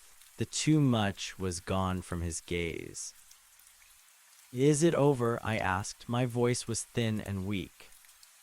"The machine is broken," Bobby said. "Not stopped. Broken. It's not a library anymore. It's just a cave. The things that were lost are still there, but they're just things now. They don't have a voice." "And the keepers?" They're gone, Elias. You gave the river something it couldn't digest. You gave it a memory that was already dead. It choked on the ghost of your life. He stood up and offered me a hand. I took it, and for the first time, his touch didn't feel like stone or mist. It felt like a person. What do we do now? I asked. Bobby looked at the river, which was rising with the rain. We live, we forget, we let the things that are lost stay lost. He turned and walked toward the town, blending into the shadows of the trees. I stayed on the bank for a long time, watching the water. I tried to remember her name. I tried to remember the smell of jasmine. I tried to remember the sound of her laugh. There was nothing. The space in my heart where she had lived was as empty and clean as a desert after a flash flood. I walked back to my cabin. I took the ledgers, the hundreds of stories I had collected, the names of the dead and the secrets of the living, and I piled them in the center of the room. I struck a match and watched as the paper caught fire. The smoke didn't smell of ozone or copper. It just smelled of burning wood and ink. As the last of the books turned to ash, I looked out the window. The moon was high and the Blackwater was a silver thread winding through the valley. It was 5:12 a.m. The river didn't turn back, it didn't exhale. It just kept moving south toward the sea, carrying nothing but itself. I am no longer the witness. I am no longer the collateral. I am just a man in a cabin in the woods, and for the first time in my life, I have nothing to say. The library is full, the doors are locked, and the river, finally, is just a river. But sometimes, when I'm nearly asleep, I hear a sound. It's not the humming of a machine or the roar of a flood. It's the sound of a harmonica, faint and distant, playing a tune that sounds like a whippoorwill. And I wonder if Miller is still out there, somewhere in the dark, holding a door that no longer exists, waiting for a story that will never be told. I close my eyes and let the sound fade. The desert is gone, the river is quiet, and the world of the sun is enough. For now, the days that followed were quiet in a way that felt heavy, like the air before a storm that never breaks. The townspeople noticed the change, of course. They came to the riverbank at 5:12 a.m., clutching their secrets like talismans, waiting for the water to stall, for the mirror to rise and show them the faces of their beloved ghosts. But the water remained indifferent. It tumbled over the rocks and swirled through the throat with a mindless, beautiful violence. The magic had been bled out of the soil, replaced by the mundane reality of gravity and erosion. Some of them were angry. They looked at me with suspicion, as if I had stolen their inheritance. Others were relieved, their shoulders dropping as they realized they no longer had to carry the burden of the unspoken. The old man who had lost his dog stopped coming to the bridge. The school teacher stopped writing letters to a husband who had been dead for 20 years. The valley was beginning to heal, the way a wound heals by forming a scar thick, insensitive, and permanent. I spent my time dismantling the cabin. I didn't need the ledgers, and I didn't need the solitude. I found myself wandering into town, sitting in the diner and listening to the idle chatter of people talking about the weather, the crops, and the local football scores. It was boring. It was trivial. It was the most wonderful thing I had ever heard. One afternoon, about a month after the break, I saw a woman sitting at the end of the counter. She was young, perhaps in her late 20s, with hair the color of autumn wheat and a way of holding her coffee cup that seemed familiar. She looked up as I sat down, and for a heartbeat, my breath caught in my throat. "Do I know you?" she asked. Her voice was bright like a bell. I searched the empty spaces of my mind. I looked for the jasmine, for the campfire, for the laugh that I knew I had sacrificed. There was nothing but a dull, aching silence. I don't think so, I said, and the words felt like a lie and a truth at the same time. I'm Elias. I used to be the ranger. I'm Claire, she said, smiling. I just moved here from St. Louis. I heard this place had a reputation, something about a river that flows backward. I looked at the window where the sun was reflecting off the distant ribbon of the Blackwater. It's just an old story, I said. A glitch in the geography. It doesn't happen anymore. That's a shame, she said, taking a sip of her coffee. I like stories, especially the ones that don't make sense. We talked for an hour. We talked about the city, about the woods, about the way the light changed in the Ozarks during the golden hour. I didn't tell her about the library. I didn't tell her about the violet vein or the boy who came back from the dead. I told her about the way the hawks circled the bluffs and the way the air smelled after a hard rain. When she left, she gave me a small, handwritten card with her phone number on it. I tucked it into my pocket, feeling the weight of it, a new thing, a thing that hadn't been lost yet. As I walked back to my cabin that evening, I stopped at the bridge. The sun was dipping below the horizon and the shadows were stretching long across the water. I leaned against the rusted railing and looked down into the throat. The water was dark, almost black. It looked deep and eternal. I reached into my pocket and pulled out the red pocket knife Bobby had given me. It was a simple tool, but it felt heavy with the history of the before. I thought about throwing it into the water. I thought about giving the river one last piece of the machine. But then I saw it. Deep below the surface, far beneath the churning silt and the jagged rocks, there was a flicker. It wasn't the violet pulse of the primary sequence. It was something else, a soft, golden glow like a candle burning in a distant window. It was steady and warm. I realized then that the machine hadn't just been broken, it had been transformed. By feeding it the unspoken, by giving it the one thing I had truly loved, I hadn't just jammed the gears. I had given the river a soul. The library wasn't a filing system anymore. It was a memory. The objects were still there, the stories were still there, but they were no longer being processed. They were being kept. The river was no longer a predator. It was a guardian. I put the pocket knife back in my pockets. Keep them safe, I whispered to the water.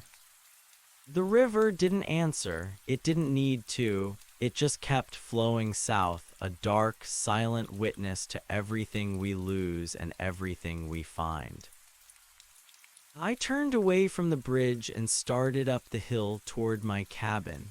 The air was cold and the first stars were beginning to peek through the canopy.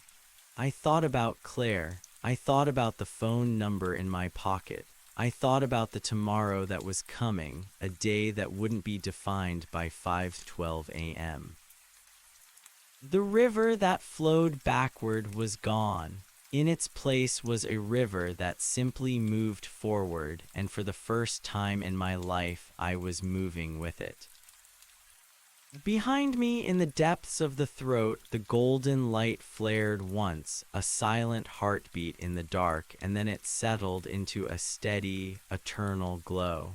The unspoken was no longer a secret, it was the foundation. And in the quiet of the Ozark night, the library was finally, truly at rest. The following morning, I woke up before the sun, but for the first time in years, my eyes didn't dart toward the clock on the bedside table. The silence of the cabin was different now.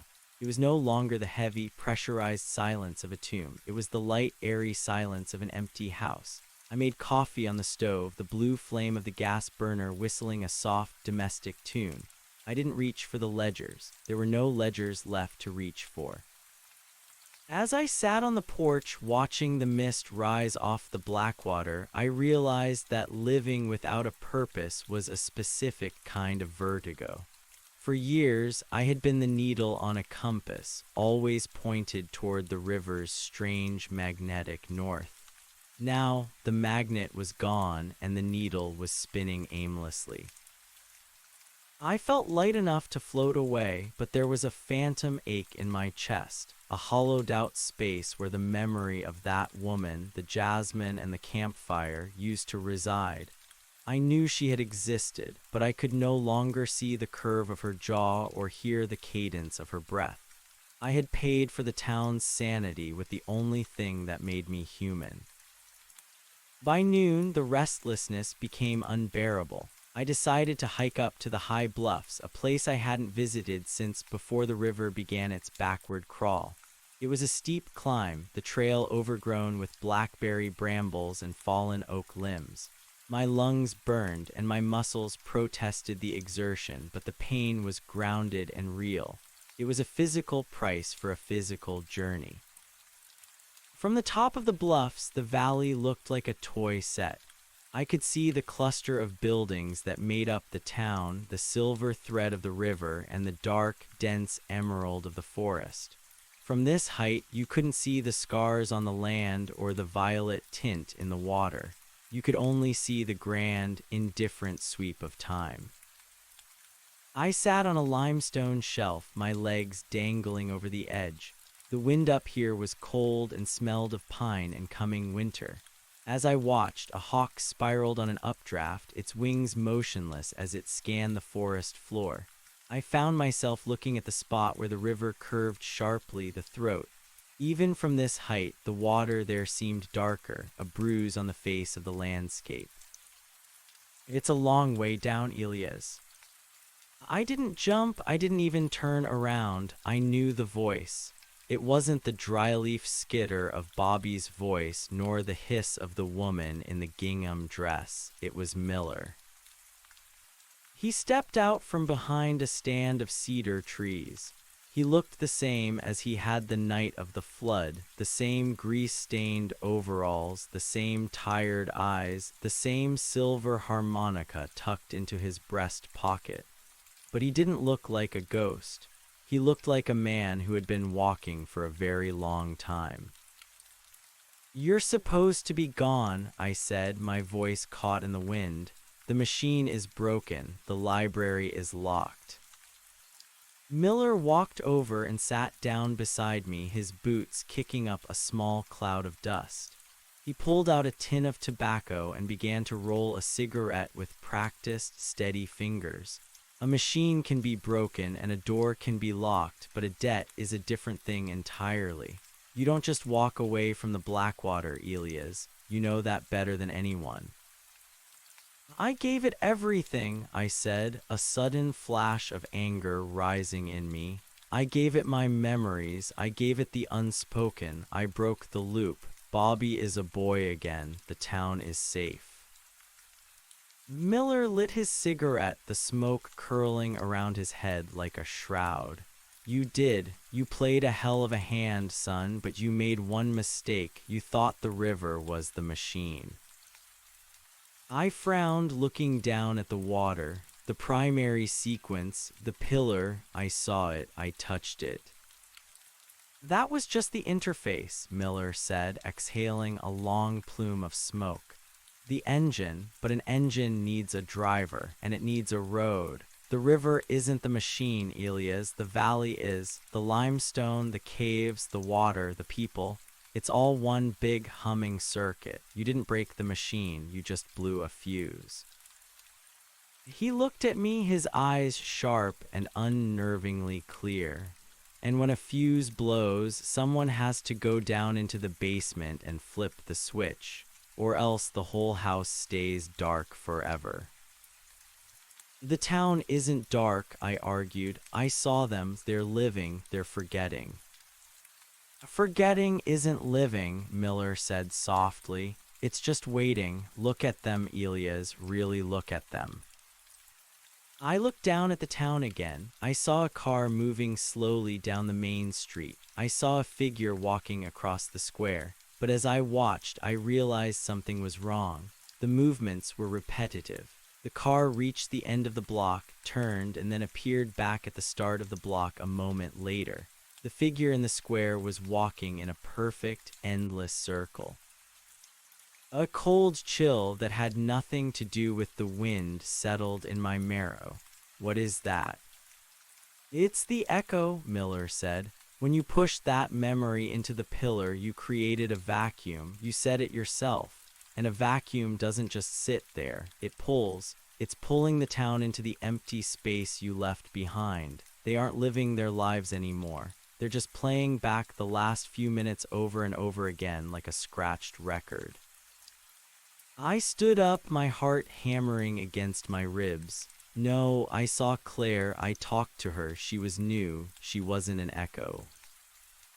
Miller stood up too, his expression full of a terrible pity. Who do you think Claire is, Elias? Think about the name. Think about the way she held her cup. Think about the unspoken you gave away. I felt the world tilt. Claire, Clara, the woman from the Mojave, the one whose face I had traded for the town's safety. The river didn't digest your memory, Miller said. It manifested it. It used the energy of the break to pull her out of your head and put her in that diner. But she's not real. She's just a piece of the vacuum, a lure to keep you from seeing what's really happening. Why, I whispered, why would it do that? Because the river is lonely, Miller said. It's been collecting stories for 10,000 years, and now it's finally found one it doesn't want to let go of. Your story, the man who tried to outsmart the water. He reached into his pocket and pulled out the silver harmonica. He held it out to me, the metal glinting in the dying light. There's only one way to fix the circuit, Elias. You have to go back down, not to the library, not to the pillar. You have to go to the source. Where is the source? Miller pointed toward the throat where the golden light I had seen earlier was pulsing with a slow, rhythmic intensity. Under the water, under the stone, in the place where the river first decided to turn around. I can't, I said, backing away from the edge. I'm just a man. I'm not a keeper anymore. I don't have the scars. The scars were just a symptom, Miller said. The authority comes from the sacrifice. You've already paid the price, Elias. Now you just have to claim the prize. He pressed the harmonica into my hand. It was ice cold, the metal vibrating with a faint musical hum. Play the tune, Elias, the one I was playing the night I went under. It's the key to the source. It's the sound of the water wanting to go home. I don't know the tune, I said, my fingers trembling around the cold metal. Yes, you do, Miller said, his form beginning to blur and fade into the shadows of the cedars. It's been playing in the back of your head since the day you got here. It's the sound of the desert meeting the rain. It's the sound of the river that flowed backward. And then he was gone. I stood on the edge of the bluff, the harmonica clutched in my fist. Below me, the town continued its clockwork dance of repetition. The car turned the corner. The man walked his circle. The sun hung at the horizon, refusing to set, trapped in the same feedback loop that was consuming the valley. I looked at the harmonica. I didn't know how to play. I didn't know anything about music. But as I lifted the instrument to my lips, I felt a sudden, sharp clarity. The unspoken wasn't gone. It had just been moved. It was the air in my lungs. It was the blood in my veins. I blew into the reeds. The sound that came out wasn't a note. It was a groan, the sound of shifting tectonic plates, of grinding ice, of deep-sea pressure. It was the sound of the earth itself. I moved my hands, sliding the harmonica across my mouth, and the groan turned into a wail. It was a melody of loss, a song of things that were never meant to be found. As I played, the wind began to howl. The trees on the bluff bent low, their leaves stripping away in a sudden, violent gale. The sky turned a bruised, metallic purple, and the golden light in the throat erupted, a pillar of fire that shot up into the clouds. The ground beneath my feet began to shake. I didn't stop playing. I couldn't. The music was pulling me, drawing me toward the edge. I felt the vertigo again, but this time I didn't fight it. I leaned into the empty space. I fell. The air rushed past me, a cold, screaming weight. I saw the trees, the rocks, the silver ribbon of the river rushing up to meet me. I kept the harmonica to my lips, the song growing louder, more complex, a symphony of the vacuum. I hit the water not with a splash, but with a crack, like a hammer hitting an anvil. The world went white. When the light cleared, I wasn't in the river. I wasn't in the library. I was standing in a place of absolute transition. It was a tunnel, but the walls weren't made of stone. They were made of flowing water, a vertical river that defied every law of physics. It flowed upward and downward at the same time, the two currents sliding past each other with a frictionless, terrifying grace. In the center of the tunnel, suspended in the air, was a heart. It wasn't a human heart. It was a massive, translucent organ made of quartz and violet light. It beat with a slow, heavy thrum that shook the very foundation of the world. With every beat, the water in the walls shifted, changing color, changing direction. This was the source. This was the pump that moved the stories, the engine that drove the valley. And there, standing before the heart, was Claire. She didn't look like the woman from the diner. She looked like a statue carved from salt and moonlight.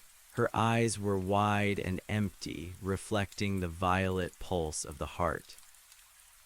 "You shouldn't have come back, Elias," she said, her voice echoing through the tunnel. The vacuum was almost full. We were almost complete. "You're not real," I said, the harmonica still hot in my hand. "You're a memory the river stole. You're the lubricant it used to keep the machine running." "Does it matter?" she asked, stepping toward me. Her touch was cold, like a winter fog. "I am what you wanted. I am the thing you couldn't say. Why fight for a town that only wants to forget you? Why fight for a life that is nothing but a series of losses?" She reached out her hand, hovering over my chest. "Stay here, in the source. We can be the unspoken together. We can let the river flow however it wants, and we can be the only things that never change." I looked at her, and for a moment the temptation was overwhelming. To stop fighting. To stop being the listener, the keeper, the man with the empty heart. To simply dissolve into the music and the light. But then I felt the weight of the harmonica in my hand. I thought of Bobby, who was finally a boy again. I thought of the old man and his dog. I thought of the mundane, boring, beautiful reality of a world where things stay lost. "The river doesn't need to be complete," I said. "It needs to be empty." I didn't use the harmonica this time. I used my hands. I reached out and grabbed the quartz heart. The pain was beyond anything I had ever imagined.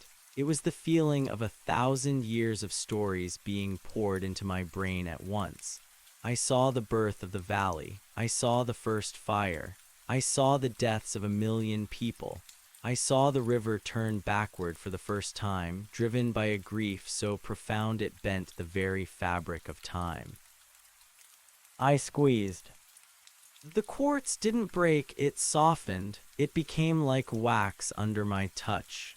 The violet light began to bleed into my skin, turning my veins into glowing threads of energy. I wasn't breaking the heart, I was absorbing it. Elias, stop! Claire screamed, her form beginning to flicker and dissolve. If you take it all, there will be nothing left of you. You'll be the river, you'll be the vacuum. I already am, I whispered. I pulled the heart into myself. The light flared one last time, a blinding, white-hot explosion that consumed the tunnel, the water, and the ghost of the woman I had loved. Then there was nothing but the dark. I woke up on the bank of the Blackwater. It was dawn. The air was still and cold, and the only sound was the gentle lap of the water against the stones. I sat up slowly, my body feeling heavy and strange. I looked at my hands. They were no longer scarred, and they weren't made of stone. But when I held them up to the light, I could see a faint violet shimmer beneath the skin, like the ghost of a circuit. I looked at the river. It was flowing south. It was clear and shallow, the rocks on the bottom visible through the translucent water. The throat was gone. The deep, turbulent pool had been filled in with silt and gravel, as if it had never existed. I walked into town. The car was parked at the end of the block. The man was sitting on a bench in the square, reading a newspaper. The school teacher was walking toward the post office. They weren't repeating themselves. They were moving forward, their lives unfolding in the messy, unpredictable way that lives are supposed to. I went to the diner. I sat at the counter and ordered a cup of coffee. The waitress, a woman I had seen 1,000 times, smiled at me as she poured. "Morning, Elias. You look like you've been through a ringer." "Something like that," I said. I looked at the end of the counter. It was empty. There was no woman with hair the color of wheat. There was no Claire. I felt a pang of grief, sharp and real, but it didn't consume me. It was just a feeling, a human thing. I had my memories back. I could remember the smell of jasmine. I could remember the laugh. I could remember the way it hurt when she left. And because I could remember the hurt, I knew I was alive. I finished my coffee and walked back to the cabin. I didn't dismantle it. I didn't burn anything. I just sat on the porch and watched the river. I am still the listener in a way. I can still hear the stories, but they don't come from the water anymore. They come from the wind, from the trees, from the people I pass on the street. They aren't secrets to be kept or data to be processed. They are just the noise of the world. Bobby comes by sometimes. He doesn't remember the river flowing backward. He doesn't remember the machine or the library. He's just a kid who likes to fish and talk about the big mouth bass he almost caught. He looks at me with brown eyes that are full of nothing but the present moment, and I am grateful for that silence. The Blackwater is just a river now. It flows to the sea, carrying the silt and the leaves and the occasional lost shoe. It doesn't ask for anything. It doesn't give anything back. But sometimes late at night, when the moon is full and the air is thin, I go down to the bank. I pull the silver harmonica from my pocket and I play a few notes. Not the groan of the earth, but a simple, quiet tune, a song for the things that stay lost and for the man who was brave enough to let them go. And in the depths of the water, far beneath the surface, I see a faint, golden glow. It's not a machine, it's not a heart, it's just a light in the window of a house that finally found its way home. The river that flowed backward has found its way south, and I finally have found my way forward. The peace lasted for exactly 3 days. On the fourth morning, the silence of the valley didn't feel like the absence of noise, it felt like a bated breath. I was sitting on my porch watching the river when I noticed the first anomaly. It wasn't the water turning back. The current remained stubbornly, beautifully southward, but the color of the stones on the bank, they were turning white. Not the sun-bleached white of bone, but a chalky, crystalline frost that seemed to be growing upward from the riverbed, spreading like a slow-motion salt bloom. I walked down to the edge and touched one of the rocks. It was warm. It thrummed with the same low-frequency vibration I had felt in the quartz heart. My hand, with its violet-webbed veins, didn't recoil.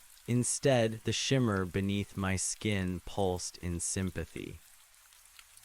"You didn't think it would be that easy, did you?" The voice didn't come from behind me. It came from the water itself, 1,000 tiny bubbles popping in a linguistic sequence. It wasn't Miller and it wasn't Claire.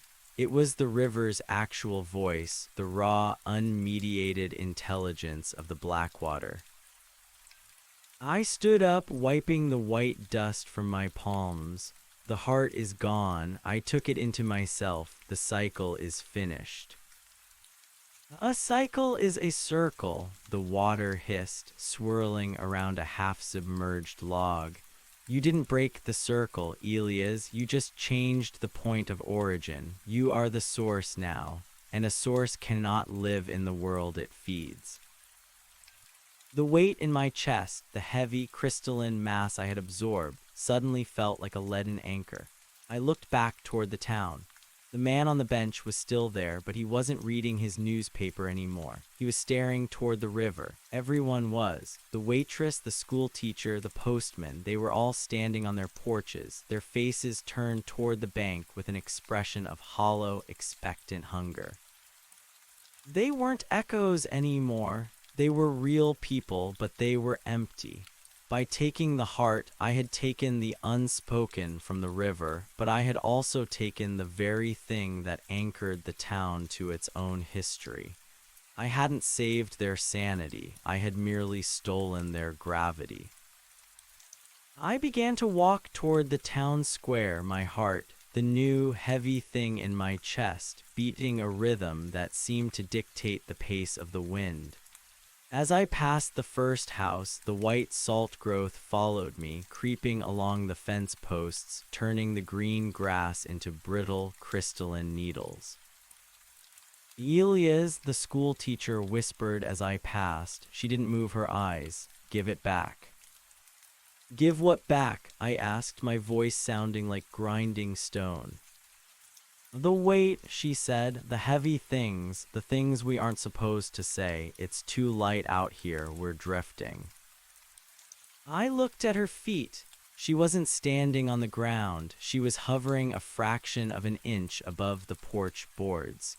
The town wasn't repeating, it was evaporating.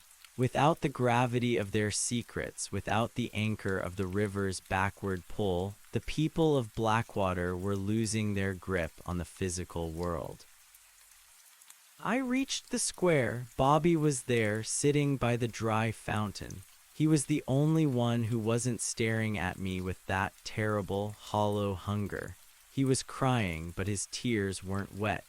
They were small, glowing beads of violet light that rolled down his cheeks and shattered on the pavement like glass.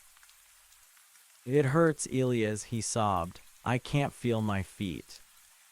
I knelt in front of him, and as I did, the violet glow in my arms flared. The pavement beneath us turned to white crystal instantly. I saw my reflection in the fountain's basin. My eyes weren't brown anymore. They were the color of the deep throat, a bruised, electric purple that seemed to see through the skin of the world. "I tried to save you," I whispered, the words tasting like ozone. "You can't save a river by drinking it," a voice said. I looked up. Miller was standing by the general store. He wasn't a ghost, and he wasn't a memory. He was a shadow, a dark, human-shaped hole in the bright, crystalline reality that was consuming the square. "You took the engine into the driver's seat," Miller said, walking toward me. His footsteps made no sound on the white ground. "But you're still trying to park the car in the garage. You can't stay here, Elias. If you stay, you'll turn this whole valley into a monument of salt. You'll preserve them, sure, you'll keep them safe in a jar of your own making, but they won't be living." "Then what do I do?" I screamed, the vibration in my chest becoming a roar. "If I give it back, the loop starts again. The river turns backward. The woman in the gingham dress comes back for Bobby." "The river flowed backward because it was trying to reach something it lost," Miller said, stopping a few feet away. "It was looking for a person who could carry the weight without being consumed by it. It was looking for a keeper who didn't just listen, but who could be the silence." He gestured to the mountains, toward the high bluffs where the river originated in a series of dark, unexplored caverns. "The source isn't under the water, Elias. The source is the emptiness at the beginning of the world. You have to take that heart back to the deep barrens. You have to put it in the stone, not the water." "And what happens to me?" Miller smiled, a sad, thin line. "What happens to a drop of rain when it hits the ocean? You don't disappear, Elias, you just stop being a drop." I looked at Bobby. He was fading, his small hands becoming translucent. I looked at the town, my home, the place where I had tried to trade my humanity for a few moments of peace. I realized then that the unspoken wasn't a burden to be discarded. It was the soil. It was the dark, messy, heavy earth that allowed things to grow. By trying to clean it up, by trying to make the river clear, I had sterilized the world. "I'm sorry," I whispered to the boy. I stood up. The violet light in my veins was so bright now it was painful to look at. I didn't walk back to the cabin. I didn't say goodbye to the waitress. I turned toward the north, toward the jagged peaks where the Blackwater was born. As I left the town limits, the pressure in the air began to equalize. The school teacher's feet touched the porch. The man on the bench blinked and returned to his newspaper. The white salt followed me, retracting from the town like a receding tide, trailing behind my heels as I climbed. The journey took hours or perhaps days. Time had ceased to be a linear progression and had become a physical sensation, a thickness in the air that I had to push through. I climbed past the high bluffs, past the timberline, into the gray, desolate world of the high barrens. Here the earth was nothing but ancient limestone and the howling wind. I found the cave. It wasn't marked by a pillar or a machine. It was just a jagged hole in the side of a nameless peak, a throat of cold, absolute darkness. I could hear the water inside, not the river, but the mountain's blood dripping slow and rhythmic into deep, hidden pools. I stepped inside. The darkness didn't bother me. My own skin provided the light. I walked deeper, following the sound of the dripping water until I reached a central chamber where the roof had collapsed eons ago, leaving a jagged opening to the stars far above. In the center of the chamber was a natural pedestal of obsidian, polished smooth by the breath of the mountain. I reached into my chest. It didn't require a knife. My hands passed through my ribs as if they were made of smoke. I felt the quartz heart. It was hot now, vibrating with the trapped stories of 10,000 years. I pulled it out. The agony was absolute. It was the feeling of being hollowed out, of every memory I had ever reclaimed being stripped away once more. I saw Claire's face one last time, not as a manifestation of the river, but as a real woman in a real desert, laughing at a joke I couldn't quite remember. I felt the warmth of the Mojave sun. I felt the sting of the dust. I placed the heart on the obsidian pedestal. The moment it touched the stone, the violet light changed. It turned a deep, earthy amber, the color of honey and old wood. The thrumming stopped. Instead, there was a low, resonant hum, the sound of a bell struck a long time ago, still echoing. The heart didn't pulse. It began to melt. It flowed down the sides of the pedestal, seeping into the cracks of the mountain, finding the hidden veins of the aquifer. It wasn't forcing the water to turn back. It was flavoring it. It was giving the water its memory, its weight, its gravity, but in a way that was distributed, diluted, made manageable. I fell to my knees, my chest a gaping, lightless void. I was cold, I was tired, I was finally, truly just a man. I crawled out of the cave as the first light of dawn hit the peaks. I looked down at the valley far below. The river was a silver thread moving south. It looked ordinary, it looked right. I didn't go back to the town. I couldn't.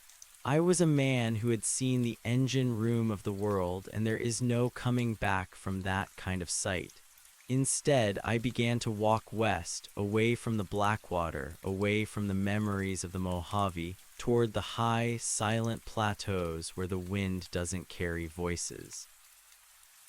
I still have the harmonica.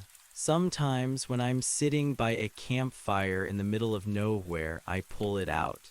I don't play the groan of the earth anymore. I play a simple, wandering tune, the kind of song a man plays when he's looking for nothing in particular. The river still flows. Back in the valley, people live their lives. They forget things. They keep secrets. They feel the weight of the unspoken things in their hearts, but the weight doesn't crush them. It just keeps them on the ground. And every now and then, when the rain falls particularly hard in the high barrens, the Blackwater rises. It turns a little darker, a little more turbulent, and for a brief, flickering second, a child standing on the bank might see a flash of violet deep in the current, or hear a note of music that sounds like a man saying a name he can no longer remember. But then the water passes, the river goes south, and the world moves on exactly as it was always meant to. I walked until the air grew thin and the smell of the river was a ghost in the back of my throat. The high barrens were a purgatory of gray rock and stunted juniper, a place where the sun felt distant and the stars felt heavy. I was a hollow vessel now. The violet circuit fire had left my veins, leaving behind a dull, aching cold that no fire could touch. My hands were just hands, calloused, shaking, and mortal. I found a shepherd's hut, a leaning stack of stones and rotted cedar, tucked into the lee of a granite ridge. It was miles from any road, a place meant for the temporary shelter of men who lived by the rhythms of the seasons. I stayed there because I didn't know how to be a person among people anymore. I had tasted the infinite, and the taste of bread was like ash in comparison. For weeks, I did nothing but exist. I gathered dry brush for heat. I trapped small game. I watched the shadows of the clouds move across the valley floor far below. I thought about Miller, and I wondered if he had found the silence he was looking for, or if he was still out there, a shadow-shaped hole in the fabric of the world, watching the next poor soul who stumbled into the throat. One evening, as the sky turned the color of a bruised plum, I saw a figure climbing the ridge. It wasn't a ghost. It was a man in a heavy wool coat, moving with the slow, deliberate pace of someone who knew the mountains well. He didn't look like a traveler, he looked like a messenger. He reached the hut and stopped, leaning on a walking stick. He was old, his face a map of deep lines and sunspots, but his eyes were clear. He didn't ask for permission to sit. He just lowered himself onto a flat stone near my fire and sighed. "The water tastes different down in the flats," he said, his voice like gravel shifting in a stream. I didn't look at him. I poked at the embers with a stick. Water changes, seasons change. This is different, the old man said. It doesn't just quench the thirst, it settles the mind. People in town, they're talking. They say the heaviness is gone, but the meaning is back. Like they've all woken up from a long, feverish dream and found their shoes right where they left them. I felt a ghost of a pulse in my chest, not the quartz heart, but the human one. Bobby, is he all right? The boy, he's fine. He's fishing again. Caught a 5-pounder yesterday near the old bridge. He doesn't look over his shoulder anymore. He just watches the bobber. The old man looked at me then, his gaze piercing the gloom. You're the one who did it, aren't you? The one who went into the mountain. I didn't do it for them, I said, and the lie felt heavy on my tongue. I did it because I couldn't bear the noise anymore. Most men do the right thing for the wrong reasons, the old man replied. The mountain doesn't care about your reasons, it only cares about the balance. He reached into his coat and pulled out a small, leather-bound book. He held it out to me. I found this near the high bluffs. It was wedged in a crevice, protected from the rain. I think it belongs to you. I took the book. It was a ledger, the pages yellowed and brittle. I opened it to the first page. It wasn't a record of secrets or a map of the river. It was a diary, my diary from the time before the Mojave, before the crash, before the Blackwater. I saw my own handwriting, younger and more frantic. I read about a woman named Sarah, not Claire. Sarah, the woman I had actually lost. The woman whose face the river had stolen and reshaped into a siren to keep me trapped. I read about the life I had lived in a city of glass and steel, a life of deadlines and coffee, and the quiet, ordinary tragedy of a marriage that drifted apart not through violence, but through neglect. The river hadn't just taken my memories, it had curated them. It had turned my grief into a myth, something grand and tragic enough to fuel its own backward flow. But the truth was smaller. The truth was just two people who stopped hearing each other over the noise of the world.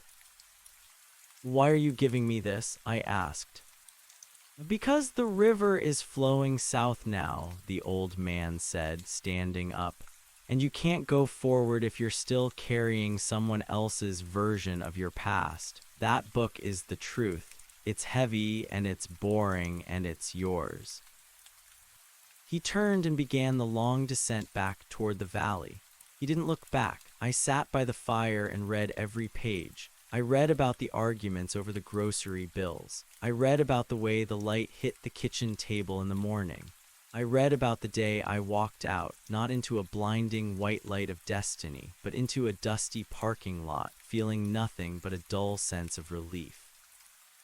I cried then, not the violet, crystalline tears of a keeper, but the hot, salty tears of a man who realized he had spent years mourning a ghost that never existed. I had been a prisoner of my own desire for importance.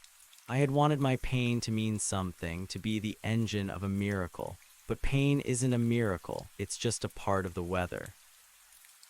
The next morning, I burned the ledger, not out of anger, but because I didn't need the paper to remind me anymore. The truth was etched into me now, a different kind of circuit. I left the shepherd's hut and headed west. I avoided the towns. I followed the ridgelines, staying in the high country where the air was clean. My body grew lean and hard. The violet shimmer beneath my skin faded until it was nothing more than a faint discoloration like an old bruise. I ended up in a small mining camp on the edge of the Great Basin. It was a place of dust and machinery where men worked the earth for copper and tin. They didn't ask questions. They needed a mechanic, someone who could listen to the rhythm of a failing engine and know which bolt was loose. I was good at it. I could feel the vibrations of the machines in my fingertips. I could hear the stress in the metal before it snapped. It was a different kind of listening. It wasn't the secrets of the soul, it was the physics of the world. It was honest work. I lived in a small trailer on the edge of the camp. At night, I would sit on the steps and look toward the east, toward the mountains that hid the Blackwater. I wondered if the heart was still melting into the stone, or if it had become part of the mountain's core, a silent battery for the valley's peace. One night, a young man from the camp came by. He was barely 20, with the restless eyes of someone who hadn't yet realized that the world doesn't owe him an explanation. He sat on the dirt and looked at the horizon. "You ever feel like you're waiting for something, Elias?" he asked. "Like there's a part of you that's supposed to be somewhere else, but you can't remember where?" I looked at my hands. They were covered in grease and grit. Everyone feels that way. It's just the wind blowing through the holes in your head. "Maybe," he said, "but sometimes when I'm down in the shaft, I hear this sound, like a harmonica, just a few notes. It makes me feel, I don't know, like things are going to be okay, even if they aren't." I reached into my pocket and felt the silver harmonica. I hadn't played it in months. "It's just the air in the pipes, kid. Don't go looking for music in the dark. You'll only find what you bring with you." He laughed and headed back to the bunkhouse. I stayed out there for a long time, watching the moon rise. It was a thin sliver, a white fingernail clipping in the sky. I pulled the harmonica out. I looked at it in the moonlight. It was just a piece of metal and wood. It didn't have any power. It didn't have any soul. I thought about the woman in the gingham dress and the man with the empty heart and the river that had tried to swallow the world. They were all gone. They were part of the silt now. I put the harmonica to my lips. I didn't play a song for the lost. I didn't play a song for the mountains. I played a single, long note, a clear, steady sound that vibrated in the air and then vanished into the desert. It was a beautiful sound. It didn't mean anything. It didn't change the direction of the wind. It didn't heal the sick or bring back the dead. It was just a vibration in the atmosphere, a tiny ripple in the vast, indifferent ocean of the universe. I tucked the harmonica back into my pocket and went inside. I slept soundly without dreams. In the morning, the sun rose over the basin, hot and bright. I walked to the shop, picked up my wrench, and went to work. The world was moving forward, messy and unpredictable and loud, and for the first time in my life, I was moving with it. The river that flowed backward was a story I used to know, but stories, like water, eventually find the sea, and the sea doesn't care about the path you took to get there. It only cares that you arrived. I am Elias. I am a mechanic. I am a man who lives in a trailer on the edge of the desert, and that is more than enough. The violet shimmer under my skin never quite disappeared, but I learned to live with it. It became a reminder that we are all made of light and shadow, and that the only way to find the light is to walk through the shadow until you reach the other side. The Blackwater is still there, flowing south. Bobby is growing up. The town is thriving. And in a cave at the top of the world, a quartz heart is turning into stone, holding the weight of the world so that we don't have to. The silence is finally quiet, the song is finally over, and I am finally home. The peace lasted for 3 years. In the mining camp, I became a fixture of the landscape, as reliable and unremarkable as the rusted headframe of the primary shaft. I liked the grease because it was difficult to wash off. It required effort to be clean, a physical ritual that anchored me to the present. I liked the heat of the basin because it was honest. It didn't try to tell you a story, it just tried to bake the moisture out of your marrow. But the world is rarely content to leave a man to his silence. It started with the birds. Usually the camp was plagued by grackles and the occasional vulture circling the heat thermals.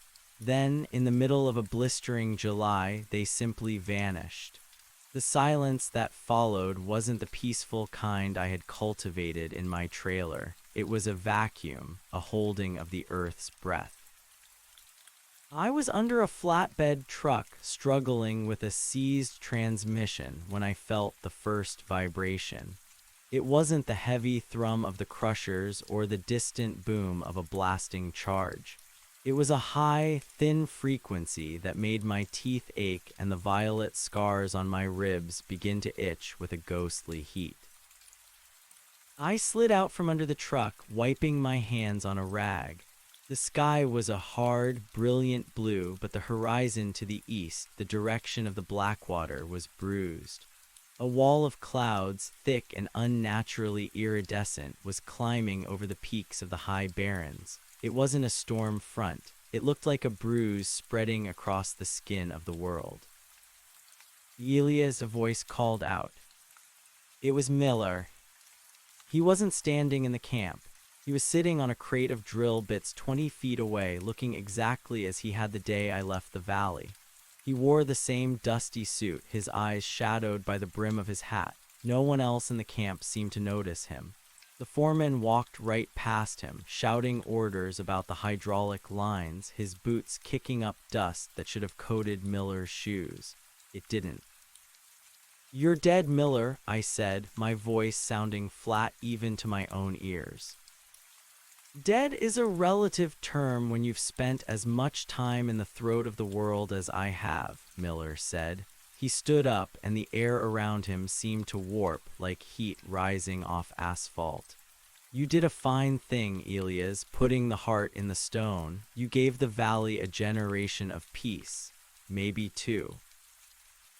Then why are you here? I felt the old weight returning, a phantom pressure in my chest where the quartz had once vibrated.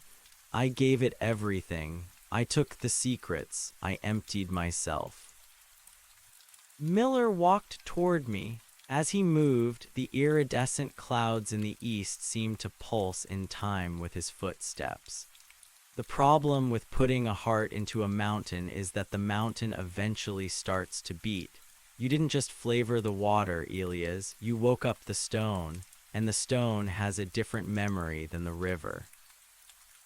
I looked at my hands. The faint violet lines were glowing now, visible even in the harsh midday sun. What does that mean? It means the Blackwater isn't flowing south anymore, Miller said softly. It's not flowing backward either. It's stopped, all of it. From the high barrens to the delta, the water has turned to glass. People are walking across it. They're looking down into the ice and they're seeing things, not their own memories this time. They're seeing the beginning, and the beginning is hungry. I felt a cold dread settle in my stomach. I thought of Bobby. I thought of the townspeople who had finally found their footing on solid ground. I fixed it. You said I was the keeper. You were the keeper of the river, Miller corrected. But you became the catalyst of the stone. When you melted that heart into the obsidian, you gave the earth a voice it hasn't used since the fires went out. The unspoken isn't just human secrets anymore, Elias. It's the planet's secrets. The tectonic shifts, the extinction of the great lizards, the grinding of the glaciers. It's too much for the valley to hold. The ground beneath us buckled. It wasn't an earthquake. It was a ripple, as if the earth were a rug being shaken out. In the camp, men screamed as the heavy machinery tipped over. The headframe of the mine groaned, the steel snapping like dry twigs. Dust billowed up, choking the air. Through the haze, I saw the iridescent clouds reaching the edge of the basin. They weren't clouds. They were swarms of light, the same violet energy that had lived in my veins, now liberated and seeking a host. "You have to go back," Miller said. His form was beginning to flicker, his edges blurring into the dust. "I can't," I shouted over the roar of the collapsing mine. "I'm just a man. I don't have the heart anymore. I'm hollow." "That's exactly why it has to be you," Miller's voice whispered, though he was now 50 yards away, fading into the shimmering air. "A full cup can't take any more water. Only the hollow can carry the tide. The mountain is screaming, Elias. Go and tell it to be still." He vanished. I didn't pack a bag. I didn't take the truck. I knew the truck wouldn't make it. The roads were already cracking, the asphalt curling back like burnt paper. I started walking east. The journey back was a descent into a waking nightmare. As I crossed the desert, I saw the effects of the stilling. Every creek I passed was frozen solid, not with ice, but with a substance that looked like polished diamond. Beneath the surface, I could see shapes, monstrous, ancient things that shouldn't have existed. They weren't dead, they were paused. The air grew heavy with the smell of ozone and wet earth. The violet light in my skin was no longer a glow, it was a beacon. It pulled at me, dragging my body toward the high barrens with a magnetic force that made every step an agony of resistance. When I reached the outskirts of the town, I stopped. The valley was silent. There was no wind, no bird song, no sound of engines. The Blackwater was a jagged ribbon of black glass cutting through the center of the world. I saw the people. They were gathered on the banks of the frozen river. They weren't crying or screaming. They were kneeling. They were leaning over the glass, their foreheads pressed against the cold surface, listening. I saw the waitress from the diner. Her eyes were wide, her pupils dilated until they were nothing but black holes. She didn't see me. She was watching something deep in the glass, perhaps the birth of a star or the slow, tectonic death of a continent. "Don't look," I whispered, but my voice had no power here. I found Bobby near the old bridge. He was the only one not kneeling. He was standing on the glass, his small feet braced against the slick surface. He was holding a stone, his arm cocked back as if he were about to throw it. "Bobby," I called out. The boy turned. His face was pale, but his eyes were still his own. "Elias, you came back." "What are you doing?" "I'm trying to break it," he said, his voice trembling. "My dad is down there. I can see him. He's not under the water. He's inside the light. He's trying to tell me something, but it's too loud. It's hurting my ears." I walked onto the river. The glass felt impossibly cold, a chill that bypassed the skin and went straight to the soul. I looked down. I didn't see Sarah. I didn't see the Mojave. I saw the gears of the world. I saw the slow, rhythmic pulse of the planet's core. I saw the way the mountains were built on a foundation of discarded dreams and forgotten bones. It was beautiful. It was terrifying. It was a truth that would strip the skin from a man's mind if he looked at it for too long. "Give me the stone, Bobby," I said. "Can you fix it? Can you make it water again?" "I don't know," I said, "but I can make it stop talking to you." I took the stone from his hand and threw it. It didn't skip. It didn't sink. It hit the glass and shattered into 1,000 glittering shards, but the river didn't move. The pressure in my chest was becoming unbearable. The hollow Miller had spoken of was filling up, not with memories, but with the raw, unrefined power of the mountain's scream. I realized then that the obsidian pedestal hadn't melted the heart. it had amplified it. My human heart, the one made of quartz and secrets, had become a diaphragm for the earth itself. I left Bobby on the bank and began to climb. The high barrens were no longer gray. They were pulsing with amber and violet. The cave, the throat of the mountain, was vomiting a pillar of light that reached into the stratosphere, tearing a hole in the clouds. As I entered the cavern, the sound hit me like a physical blow. It wasn't music, it wasn't voices. It was the sound of everything that had ever been forgotten all at once. The crunch of a trilobite under a prehistoric sea, the sigh of a collapsing star, the first breath of a newborn child in a city that hadn't been built yet. I reached the central chamber. The obsidian pedestal was glowing white-hot. The quartz heart was gone, replaced by a swirling vortex of pure information, a liquid geometry that defied the eyes. I stood before it, my own skin cracking under the strain of the energy. I saw the engine room again, but this time the machines were broken. The balance I had tried to create was too delicate. The earth didn't want to be flavored, it wanted to be heard. "You want a keeper," I screamed into the vortex. "You want someone to hold the silence." I didn't reach into my chest this time. I reached into the light. The moment my hands touched the vortex, the world vanished.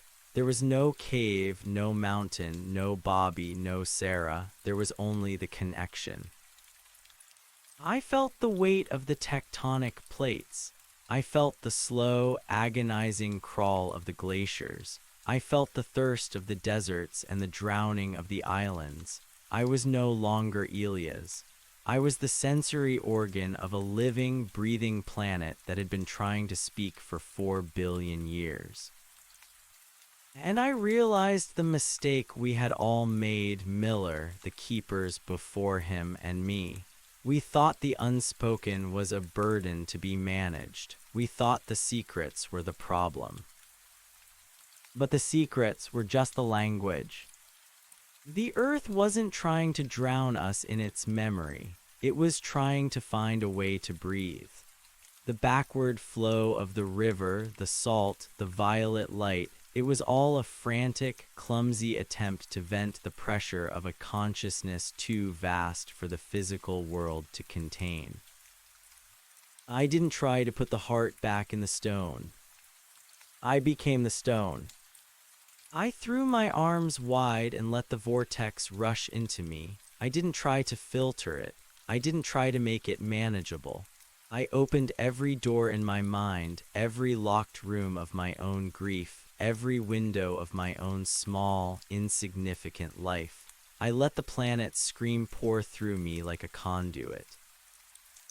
The agony was beyond anything I had ever imagined.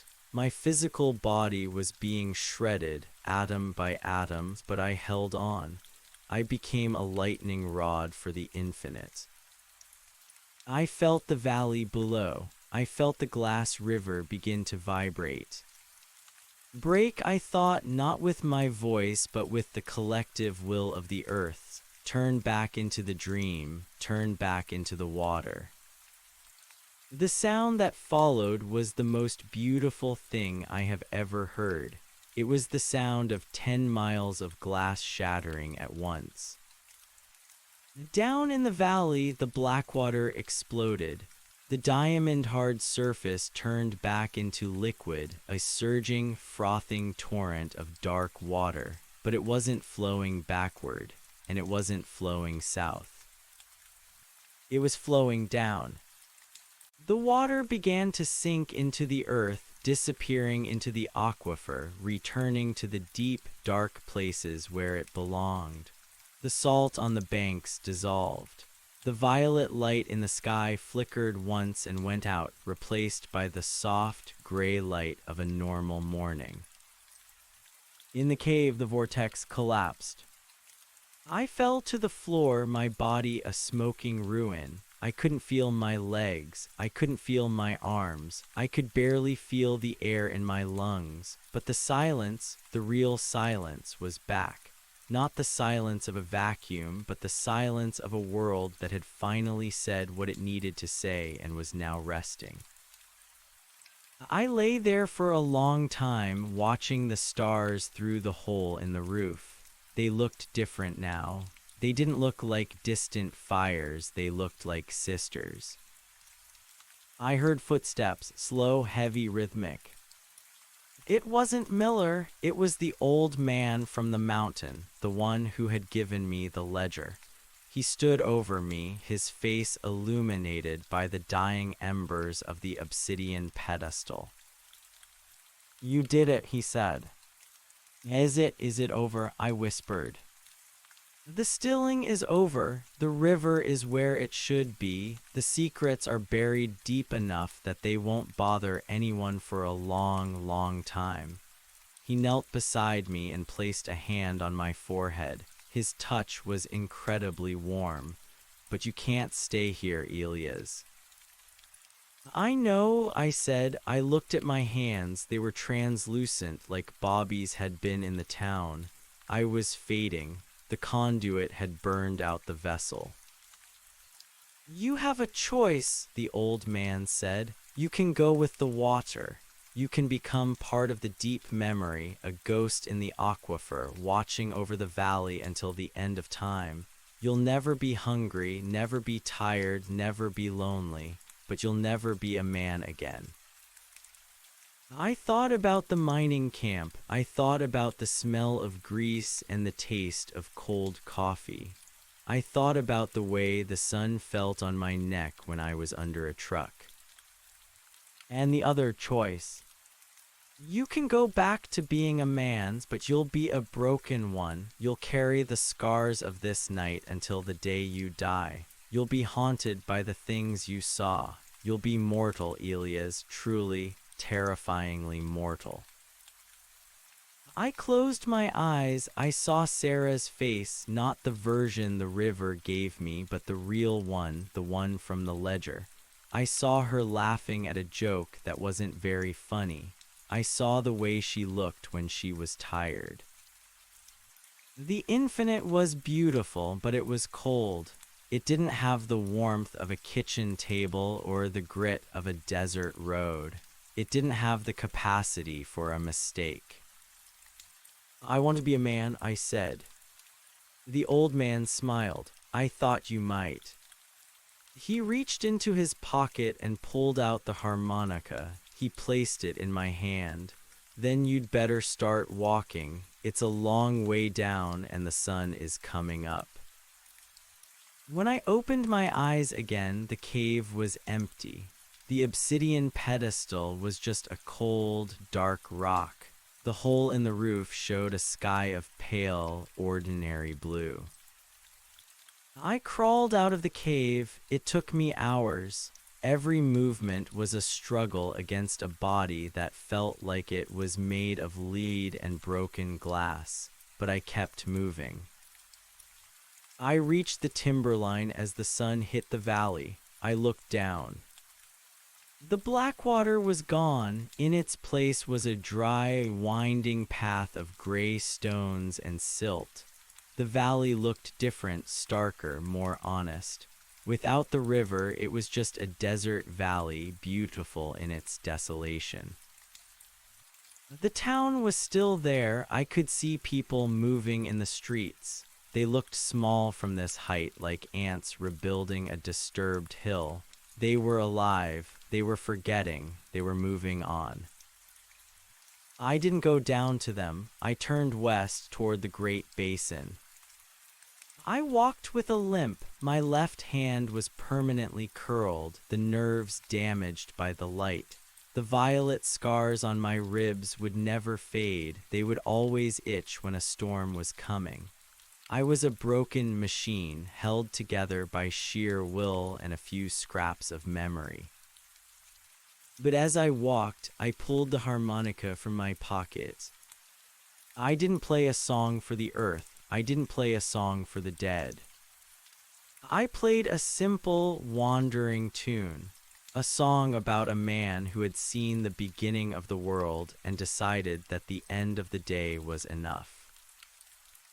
The notes drifted out over the high barrens, lost in the wind.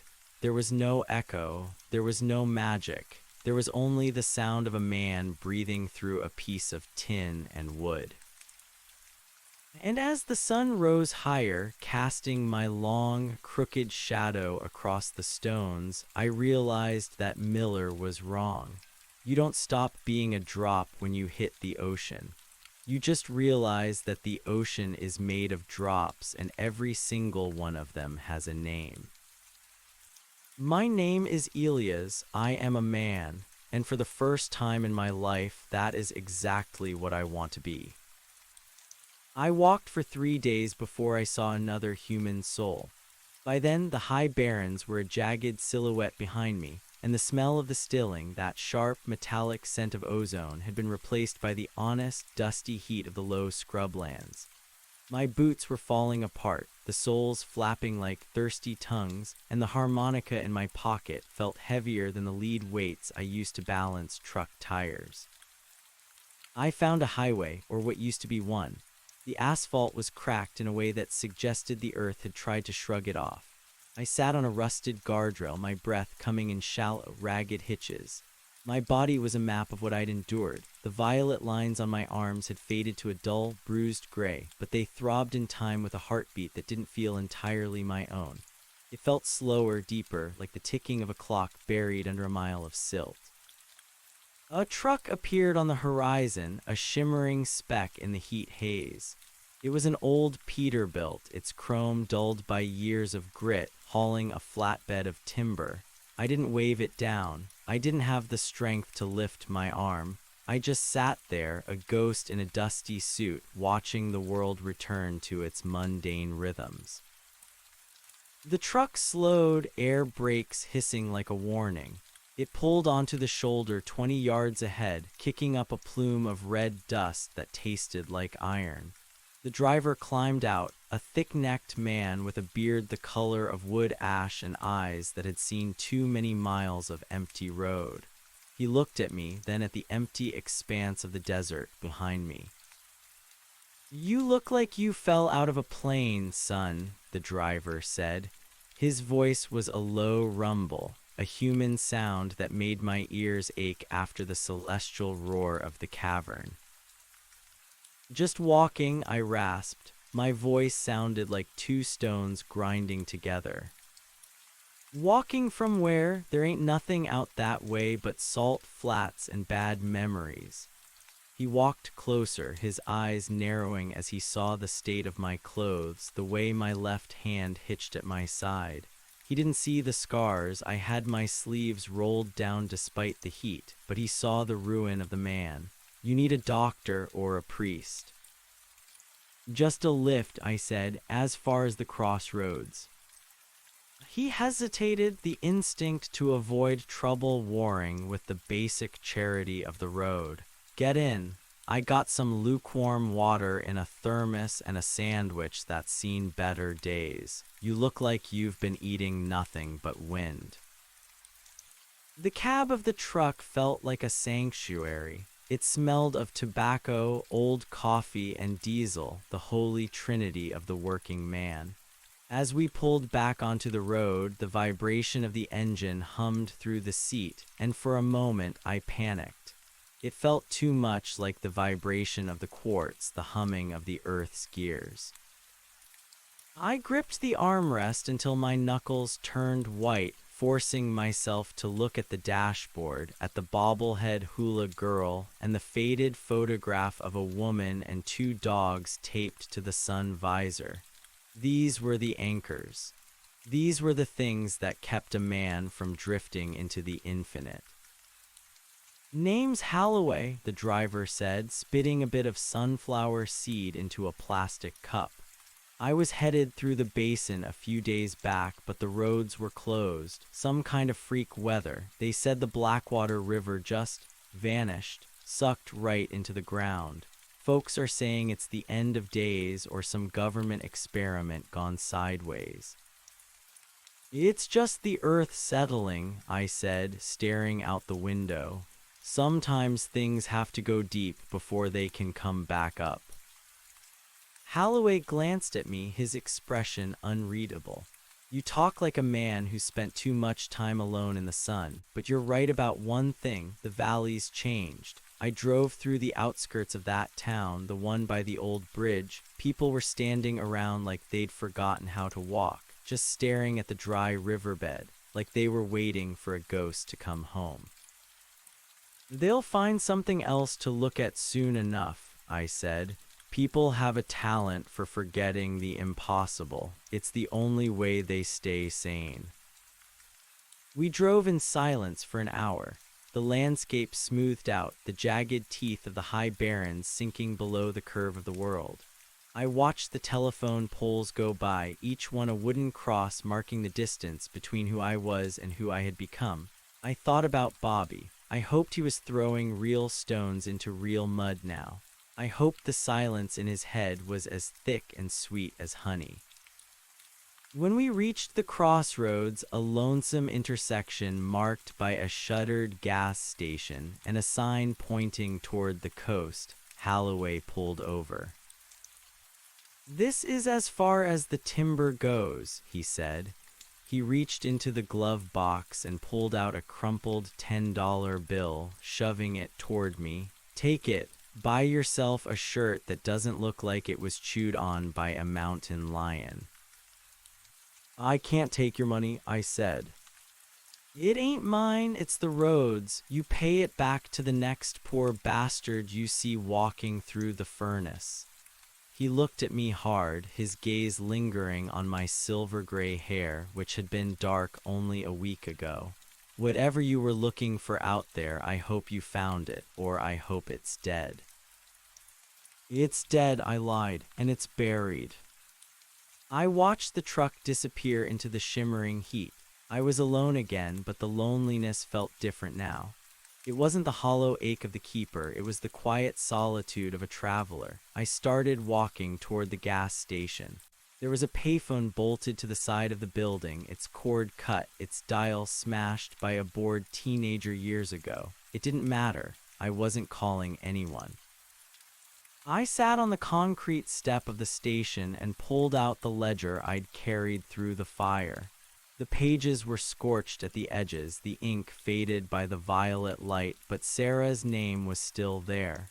Her secrets, her fears, her small human hopes.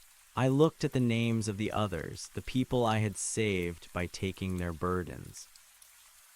I realized then that I couldn't keep them. A man can't carry the weight of 1,000 souls and still expect to walk on his own 2 feet. The old man had said the secrets were buried deep enough, but I knew better. They were buried in me, and if I didn't let them go, they would eventually turn me back into a pillar of salt. I looked around. To the north, there was an old irrigation ditch, bone dry and filled with tumbleweeds. I walked over to it and knelt in the dirt. I didn't have a shovel, so I used my hands, my scarred, trembling hands, to dig a hole in the parched earth. One by one, I tore the pages out of the ledger. I didn't read them. I didn't want to know the weight of the sins or the color of the grief. I just laid them in the hole. The paper felt like dry skin. "This is for the woman who lost her child," I thought as I laid down a page. "This is for the man who killed his brother. This is for the girl who wanted to fly and ended up in the dirt." When the ledger was empty, I struck a match. The paper caught instantly, the flames orange and mundane, not violet, not amber, just the simple fire of a world that burns what it no longer needs. The smoke rose in a thin, gray ribbon, disappearing into the vast, indifferent blue of the sky. "You're free," I whispered. I wasn't sure if I was talking to the names or to myself. I buried the ashes and stood up. My legs felt lighter. The thrumming in my chest had subsided to a faint, distant echo, like the sound of the ocean in a seashell. I started walking west again. I didn't have a destination, but for the first time in my life, I wasn't running away from the river. I was just walking toward the sun. By nightfall, I reached a small town that didn't have a name on the map, just a collection of trailers and a diner with a flickering neon sign that said "Eat." I walked inside, the bell above the door chiming with a cheerful, tinny sound. The waitress was an older woman with a beehive hairdo and a face like a topographical map.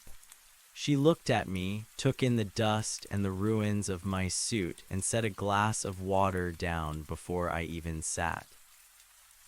"You look like you've been through the ringer, sugar," she said, her voice a comforting rasp of menthol and kindness. "Just a long trip," I said. I took a sip of the water. It tasted of chlorine and pipes. It was the most delicious thing I had ever drunk. It was just water. It didn't have the taste of memories. It didn't have the tang of the unspoken. It was just wet and cold. "Where you headed?" "West," I said, "maybe as far as the water goes." "The ocean, huh? Big change from this dust bowl. They say the weather's been crazy out east. Rivers drying up overnight. My sister lives near the basin, says she woke up and the creek was just a gravel path. Scared her half to death." "The earth's got a mind of its own," I said, leaning back in the vinyl booth. "Sometimes it just wants to be left alone." She chuckled, wiping the counter with a damp rag. "Don't we all? You want the special, meatloaf and mashed potatoes. It ain't fancy, but it'll stick to your ribs." "I'd love that," I said. As she walked away, I pulled the harmonica from my pocket. I looked at it in the dim, yellow light of the diner. It was just an instrument. It wasn't a key to a mountain. It wasn't a tool for a keeper. It was a piece of tin and wood that could make a sound if a man had the breath to spare. I thought about Miller. I wondered if he was still out there, a flickering shadow in the high barrens, or if he had finally found the piece he'd tried to steal from the river. I realized I didn't hate him. He was just a man who had been broken by the weight of the world, a man who had forgotten that the point of carrying a burden is eventually to put it down. I tapped the harmonica against my palm to clear the dust. Then, very softly, I began to play. It wasn't a song of the earth. It wasn't a song of the deep. It was a simple, repetitive melody I'd heard on the radio when I was a boy, something about a train heading home. The notes were clear and sharp, cutting through the hum of the refrigerator and the distant sound of a television in the back room. A man at the end of the counter, wearing a grease-stained cap, turned to look at me.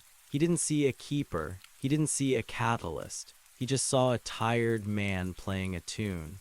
He nodded his head in time with the rhythm, a small human connection that didn't require a heart of quartz or a river of secrets. The waitress brought my plate, setting it down with a flourish. "Play Amazing Grace next, sugar. It's the only one I know the words to." "Maybe later," I said, picking up my fork. "Right now, I'm just enjoying the quiet." I ate my meal in the dim light of that nameless diner, surrounded by the ghosts of other people's lives, and for the first time in 40 years, I wasn't afraid of the dark. The river was gone. The mountain was silent. The secrets were ash. I was Elias. I was a man who worked with his hands.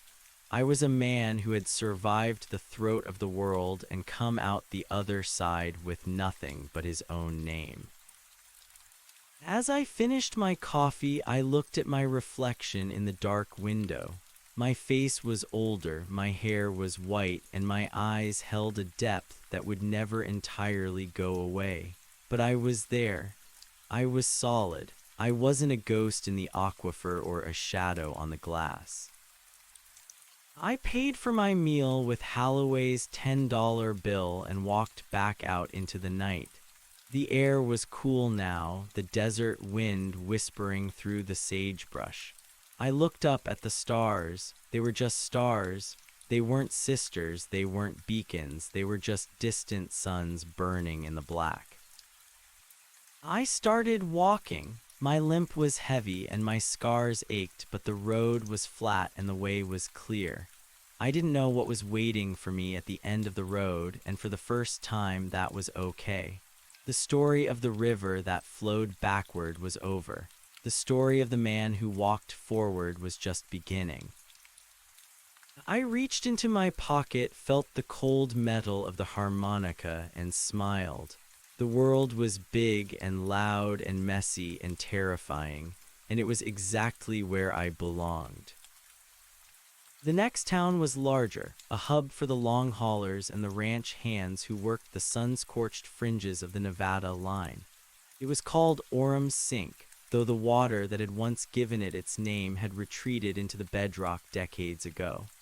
I arrived there at dawn, my shadow stretching out before me like a thin, dark finger pointing toward a future I hadn't yet imagined. I found work at a salvage yard on the edge of town. The owner was a man named Silas, a giant with skin the texture of a walnut and a left leg that ended in a stump of reinforced plastic. He didn't ask for my name, and I didn't offer it for the first 2 days.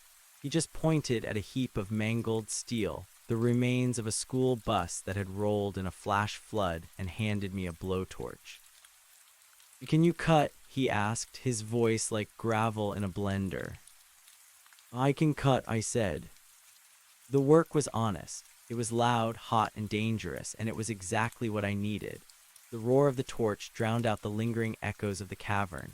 The smell of burning paint and melting iron replaced the scent of ozone. When I pulled the mask down, the world was reduced to a small, brilliant point of blue flame. I wasn't Elias the Keeper or Elias the Catalyst. I was just the man with the torch, reducing the wreckage of the past into manageable pieces of scrap. Silas watched me from the shade of his corrugated tin office. He saw the way I handled the equipment, with a reverence for the tool and a caution for the fire. He saw the violet scars on my ribs once when I changed my shirt behind the shed, but he didn't ask. In this part of the country, scars were just a different kind of ID card. Everyone had them, some were just more colorful than others. "You're a quiet one, Ben," he said one afternoon, handing me a lukewarm soda. He decided my name was Ben, and I hadn't bothered to correct him. Elias felt like a name belonging to a different era, a name written in a ledger that no longer existed. "Not much to say that the wind hasn't already covered," I replied, wiping the soot from my forehead. "You got the hands of a mechanic, but the eyes of a man who's been looking at the sun too long," Silas remarked, leaning against a stack of tires.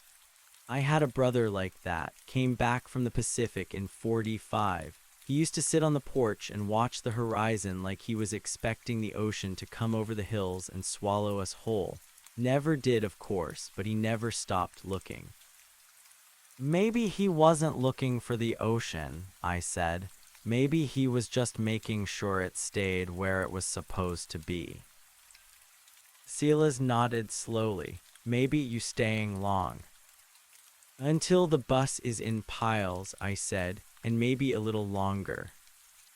I stayed for 3 weeks. I slept in a small trailer behind the yard, a silver bullet of a thing that leaked when it rained and hummed when the wind hit the vents. It was a good sound. It reminded me that I was on the surface. At night, I would sit on the small fold-down step and play the harmonica. The tunes were getting better. They were losing the jagged, frantic quality of the mountains and picking up the slow, rolling rhythm of the plains. One evening, a woman came by the yard. She was driving an old Ford sedan that sounded like it was coughing up its own valves. She looked tired, the kind of deep-seated exhaustion that comes from years of trying to make ends meet in a place that only wants to take. Sela says you're the one who fixed the generator at the diner, she said, leaning out the window. Her hair was pulled back in a practical knot, and she had a smear of grease on her cheek that made her look younger than she probably was. I gave it a nudge, I said. My car's got a nudge it needs, it's stuttering at the lights. I think it's the fuel pump, but the boys at the station want $60 just to look at it. I walked over to the Ford. The heat coming off the hood was intense, but I didn't mind. I liked the heat. It was a reminder of life. I popped the latch and peered into the greasy heart of the machine. It was a mess of dry-rotted hoses and a clogged carburetor. It's not the pump, I said, my fingers tracing the lines. You've got a vacuum leak and your timing is off. Give me 20 minutes. She watched me work. I didn't use the torch this time. I used a wrench and a pair of pliers I'd salvaged from the scrap heap. As I adjusted the distributor, I felt a familiar sensation, the way the machine spoke to me. It wasn't the supernatural resonance of the mountain's gears, but a simpler, more mechanical language. The metal was worn, the gaskets were failing, but it wanted to run. It had the same stubborn will to exist that I did. You're good at that, she said. Most men just bang on things until they break or start working out of spite. Machines are like people, I said, tightening a bolt. They just want to be heard. You listen to the rattle long enough, it'll tell you exactly where it's hurting. I'm Sarah, she said. The name hit me like a physical blow. I froze, my hand hovering over the engine block. For a second, the world tilted. The dust of the salvage yard vanished, replaced by the shimmering amber light of the river. I saw the girl in the ledger, the one who had died in the cold, dark water because a man named Miller couldn't let go. You okay? She asked, her voice concerned. I forced myself to breathe. I looked at her, really looked at her. She wasn't the Sarah from the book. Her eyes were green, not brown. Her face was broader, her hands calloused from work. She was a different Sarah, a living Sarah. I'm fine, I said, my voice a bit shaky. Just a cramp in my hand, old injury. I'm sorry, I didn't mean to startle you. It's a common name, I said, wiping my hands on a rag. A good name. I finished the job and she started the engine. It purred, not perfectly, but with a steady, reliable thrum that promised it would get her where she needed to go. She tried to hand me a few crumpled bills, but I shook my head. Pay it forward, I said, echoing Holloway. Next time you see someone stuck on the shoulder, give 'em a lift. She smiled, and for a moment the sunlight caught her face in a way that made the violet scars on my ribs itch. But it wasn't a painful itch. It was a reminder. I had seen the end of the world, and I had seen the beginning, and both of them were nothing compared to the simple grace of a woman smiling because her car worked. Thank you, Ben, she said. As she drove away, I realized that I was starting to believe the lie, or maybe it wasn't a lie anymore. Maybe Elias had died in that cave and Ben had crawled out. Elias was the one who carried the ledger. Elias was the one who heard the river. Ben was just a man who fixed cars and played the harmonica. That night the storm finally broke. It wasn't a mountain storm of stone and shadow, but a true prairie deluge. The rain hammered against the tin roof of the trailer, a rhythmic, percussive sound that felt like a heartbeat. I lay in the dark, listening to the water rush through the gutters and pool in the ruts of the yard. I thought about the Blackwater. Somewhere to the east, that dry gray scar in the earth was probably filling up with rainwater.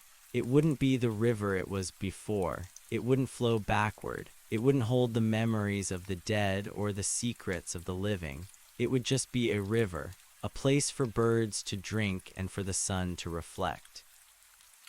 I felt a sudden, sharp pang of grief, not for the power I'd walked away from, but for the people I'd left behind in the silence. Bobby, the old man, even Miller. They were part of a geography that no longer existed, a map that had been folded up and put away. I reached under my pillow and pulled out the harmonica. I didn't play it. I just held it, feeling the cold weight of it. "I'm still here," I whispered into the dark. The next morning, the world was scrubbed clean. The dust had turned to a rich, red mud, and the air smelled of wet sage and ozone. I walked out to the gate of the salvage yard and looked at the road. It stretched out toward the horizon, shimmering where the sun hit the puddles. Silas was already out, hobbling toward his office. He stopped when he saw me standing there with my small canvas bag. "Heading out?" he asked. There was no surprise in his voice, only a quiet acceptance. "It's time," I said. "The bus is in piles." "You're a good worker, Ben. If you ever find yourself back in the sink, there's a spot for you here, and a better trailer." "Thanks, Silas, for everything."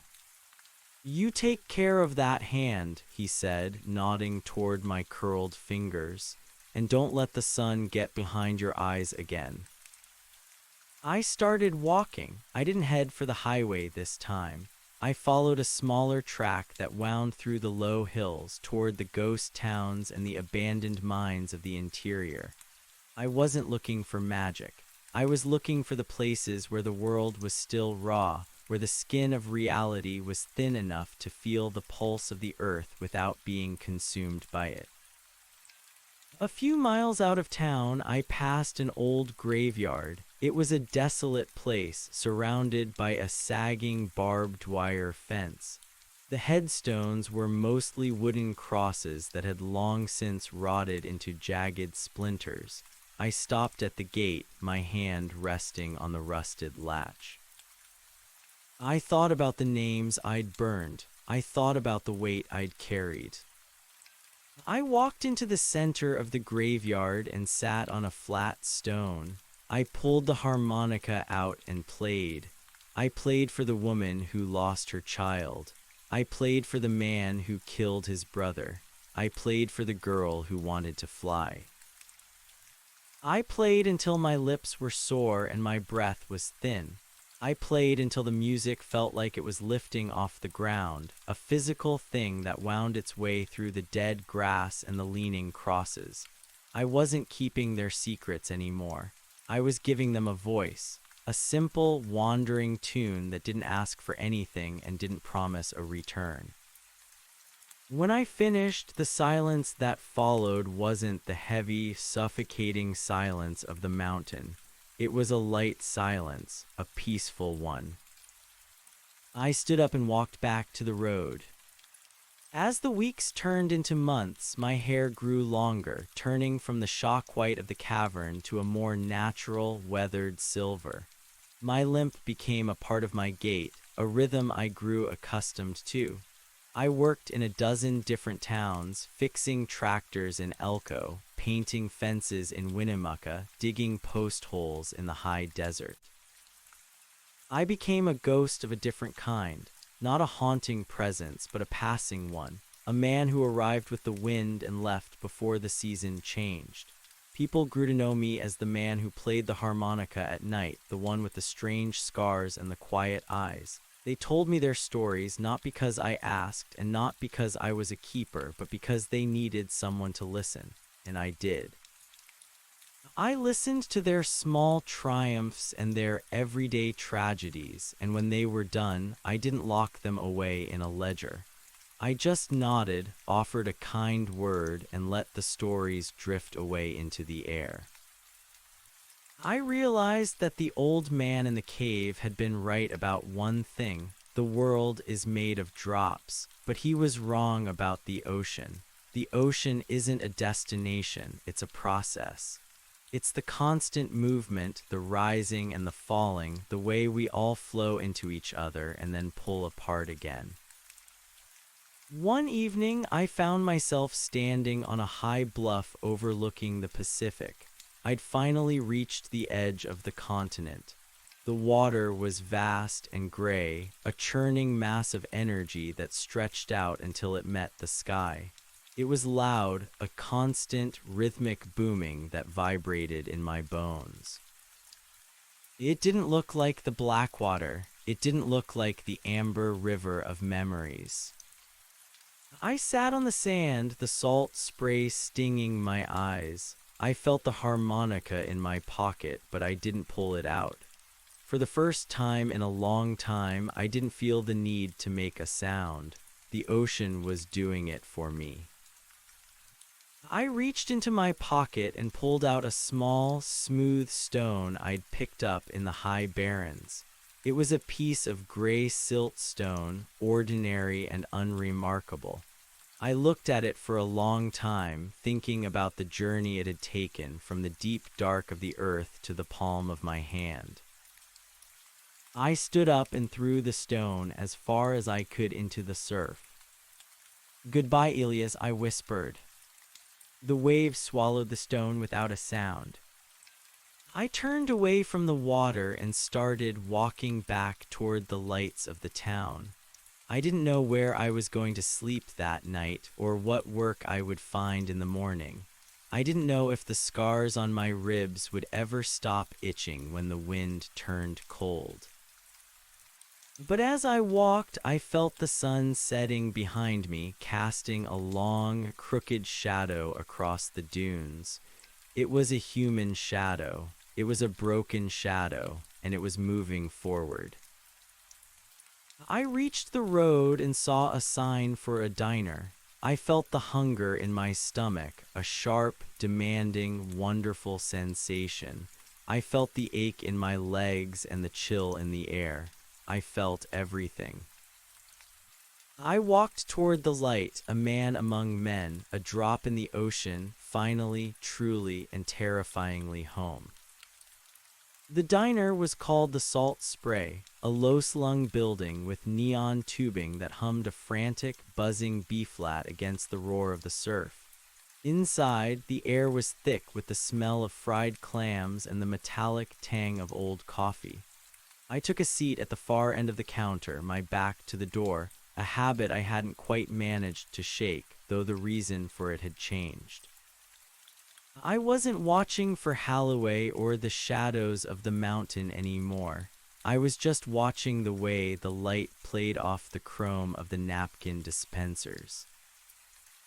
A girl no older than 19 with eyes that looked like they'd seen too many late shifts and not enough sun slid a laminated menu toward me. "Coffee's fresh," she said, her voice a tired rasp. "Special is the meatloaf. It's better than it looks, which ain't saying much." "The coffee and the meatloaf," I said, "and a glass of water, a big one." She nodded and disappeared into the kitchen. I looked at my hands. They were stained with the grease of 1,000 engines, the skin cracked and mapped with fine lines of dirt that no amount of scrubbing would ever truly remove. They were the hands of a man who existed in the physical world.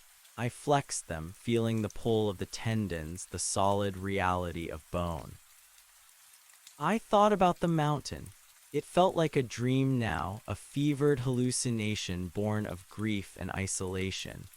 But then I would catch a glimpse of the violet lines on my torso in the mirror of a truck stop washroom, or I would hear a certain frequency in the wind and the weight of it would return. The mountain hadn't just been a place, it had been a state of being. It was the temptation of absolute knowledge, the seductive poison of believing you could hold the world's pain so others didn't have to. But the world didn't want its pain held. It wanted its pain felt, lived through, and eventually transformed into something else, memory, wisdom, or just a story told over a plate of mediocre meatloaf. The girl returned with the coffee. She lingered for a moment, her gaze dropping to the harmonica peeking out of my breast pocket. You play? A little, I said, mostly just to keep the quiet from getting too loud. She smiled, a genuine flicker of light in her weary face. My granddad played, used to say the harmonica was the only instrument that breathed with you like it was an extra lung. He was a smart man, I said. He was a drunk, she countered, though without bitterness. But he could make that thing weep. Sometimes, when the house was quiet, he'd play something so low and lonesome you'd swear the walls were crying. I miss that sound. Everything S so mechanical now, you know, everything S got a plug. Everything needs a spark, I agreed. She went back to her work and I turned my attention to the meal. It was salt and fat and heat, and it was glorious. I ate slowly, savoring the texture, the way the world narrowed down to the simple mechanics of nourishment. I was halfway through when the bell above the door chimed. I didn't turn around, I didn't have to. The air in the diner changed. It didn't grow cold exactly, but it grew still. The hum of the neon seemed to synchronize with a pulse I hadn't felt since I stood on the banks of the Blackwater. A man sat down 2 stools away. He was dressed in a suit that had seen better days, the fabric shiny at the elbows and knees. He looked like a traveling salesman who had run out of things to sell. He didn't order anything. He just sat there, staring at the empty space between us. "It's a long way from the desert, Elias," he said. His voice was soft, like the sound of sand shifting in an hourglass. I didn't look at him. I took a sip of my coffee.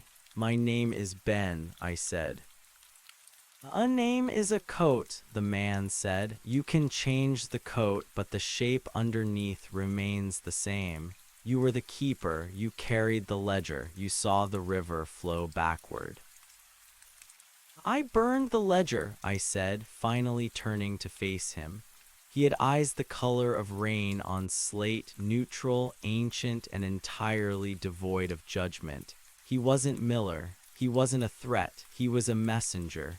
The river is just water now, and I'm just a man. "Water is never just water," the man replied.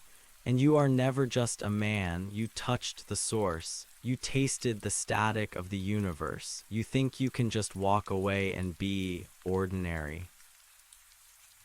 "Ordinary is all I ever wanted," I said. "I spent 40 years in a hole in the ground because I thought I was special, because I thought the world needed me to watch its secrets. It didn't. The world moves on whether we're watching or not." The man leaned in closer. "The mountain is empty, Ben. The gears have stopped. The water has found its level. But the vacuum you left, it's pulling. There are others who know what was there. Others who would seek to restart the clock, to bend the river back to their own ends." "Let them try," I said, my voice hardening. "There's nothing left to find. The secrets are ash. The map is gone. The mountain is just a mountain." "But the catalyst remains," the man whispered. "You didn't just watch the river. You became part of the circuit. Wherever you go, the resonance follows. Why do you think the machines speak to you? Why do you think the people you meet find themselves telling you things they've never told anyone else?" I looked down at my hands, the grease, the dirt, the scars. I thought about Sarah and her car. I thought about the waitress and her grandfather. I thought about the way the music felt when I played for the dead in the graveyard. "It's not power," I said. "It's just listening." "Listening is the greatest power there is," the man said, "and the most dangerous. They are coming for you, Ben, not the ones with guns, but the ones with questions, the ones who want to know why the world feels a little thinner, a little less certain since the river stopped. I don't have the answers, I said. That won't stop them from asking. The man stood up. He reached into his pocket and placed a small, circular object on the counter. It was a gear, not a rusted, heavy thing from the mountain's belly, but a delicate, silver piece of machinery, perfectly formed and shimmering with a faint, inner light. They'll find you by the sound of your heart. It beats with the rhythm of the backward flow even now. He walked out of the diner before I could respond. The bell chimed, the door swung shut, and the air returned to its normal, chaotic vibration. I picked up the gear. It was light, almost weightless, but it hummed against my palm, a warning, a reminder. I looked at the silver object and felt a cold dread settle in my gut. I had thought I was free. I had thought the story was over. But the world doesn't let go of its ghosts that easily. I paid for my meal, leaving the silver gear on the counter next to my empty plate. I didn't want it. I didn't want the reminder. I walked out into the night, the salt air lunging at me like an old friend. The ocean was still there, vast and indifferent. I stood on the sidewalk, watching the headlights of the cars passing on the coastal highway. Each one was a life, a story, a drop. I wasn't the keeper anymore, but I was something else. A witness, a lightning rod. I started walking north. I didn't know where the man had come from or who they were, but I knew I couldn't stay in one place for long. The resonance he spoke of, the way the world seemed to tilt toward me, was real. I had felt it in every town, in every conversation. I had thought it was just the aftermath of my trauma, but it was deeper than that. I was a part of the world's machinery now, a gear that had been removed but still carried the torque of the engine. I walked for hours, the sound of the surf my only companion. The moon was a sliver of bone in the sky, casting just enough light to see the road. My limp was steady, a metronome for my thoughts. If the mountain was empty, then what was I protecting? Not the secrets, they were gone. I was protecting the silence. I was protecting the right of the world to be mysterious, to be broken, to be unobserved. If someone found me, if they managed to tap into the resonance I carried, they might find a way back. They might try to rebuild the ledger, to force the river into a new channel. I couldn't let that happen. The world had enough masters. It needed more wanderers. I found a small path that led down to a secluded cove. The sand was cold and damp, the tide coming in. I sat down against a piece of driftwood, the bleached wood smooth against my back. I pulled out the harmonica. I didn't play a song, I just blew a single long note. It was a clear, piercing sound that cut through the roar of the ocean. I listened to the way it echoed off the cliffs, the way it seemed to hang in the air for a second longer than it should have. The resonance, it was there, a slight vibration in the soles of my feet, a shimmer in the corner of my vision. "All right," I whispered. "If you're going to follow me, then you're going to hear the truths." I began to play. I didn't play for the dead this time or for the secrets. I played for the road. I played for the salt and the grease and the cold meatloaf. I played for the girl at the diner and the man with the silver eyes. I played for the terrifying, beautiful uncertainty of a life without a ledger. The music was different now. It wasn't a melody, it was a conversation. I was talking to the world, and for the first time I felt it talking back. Not in words, not in gears, but in the shift of the tide and the rustle of the beach grass. It was telling me that I wasn't alone. It was telling me that the vacuum wasn't something to be feared, but something to be filled. As the sun began to peek over the eastern horizon, painting the sky in bruises of purple and gold, I stood up. I felt a strange sense of clarity. If I was a lightning rod, then I would lead the strike away from the people. If I was a gear, I would spin so fast that no one could catch me. I climbed back up to the road. A long-haul trucker was stopped at a rest area, checking his tires. The side of his rig was covered in dust from a dozen different states. Heading north, I asked, my voice steady. The trucker looked up, squinting against the morning light. He saw the silver hair, the scarred face, the harmonica in my pocket. He saw a man who had been through the fire and didn't mind the smoke. As far as the road goes, he said, hop in, Ben, you look like you've got a story to tell.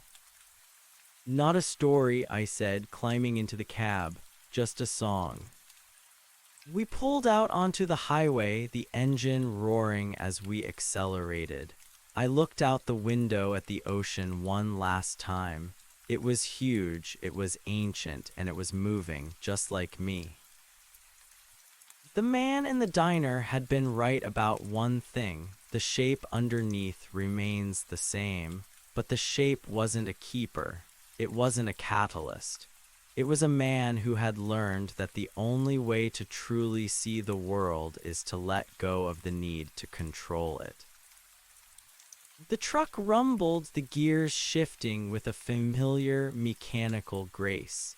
I leaned my head against the glass and closed my eyes. The road was long and the shadows were coming, but I wasn't afraid. I had the wind in my lungs and the rhythm of the world in my heart. The river that flowed backward was a legend. The man who walked forward was a reality. And as the miles began to click away, I realized that the journey wasn't about finding a destination. It was about becoming the journey itself. I reached into my pocket and felt the cold metal of the harmonica. I didn't need to play it right now. The engine was singing for me. The tires were humming on the asphalt. The world was loud and messy and terrifying.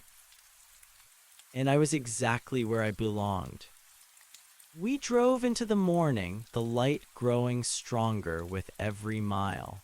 The past was a fading reflection in the rearview mirror, and the future was a shimmering horizon I hadn't yet reached. Between the two, in the narrow, vibrating space of the present, there was only the road. I was Elias, I was Ben. I was the man with the torch and the man with the music. I was 1,000 different names and no name at all. I was free. The trucker glanced at me, a half smile on his weathered face. You ever been to Oregon? The trees there, they're so tall they practically scrape the stars. Makes a man feel small, in a good way. I'd like to see that, I said. I'd like to feel small for a while. Then Oregon it is, he said, shifting into top gear.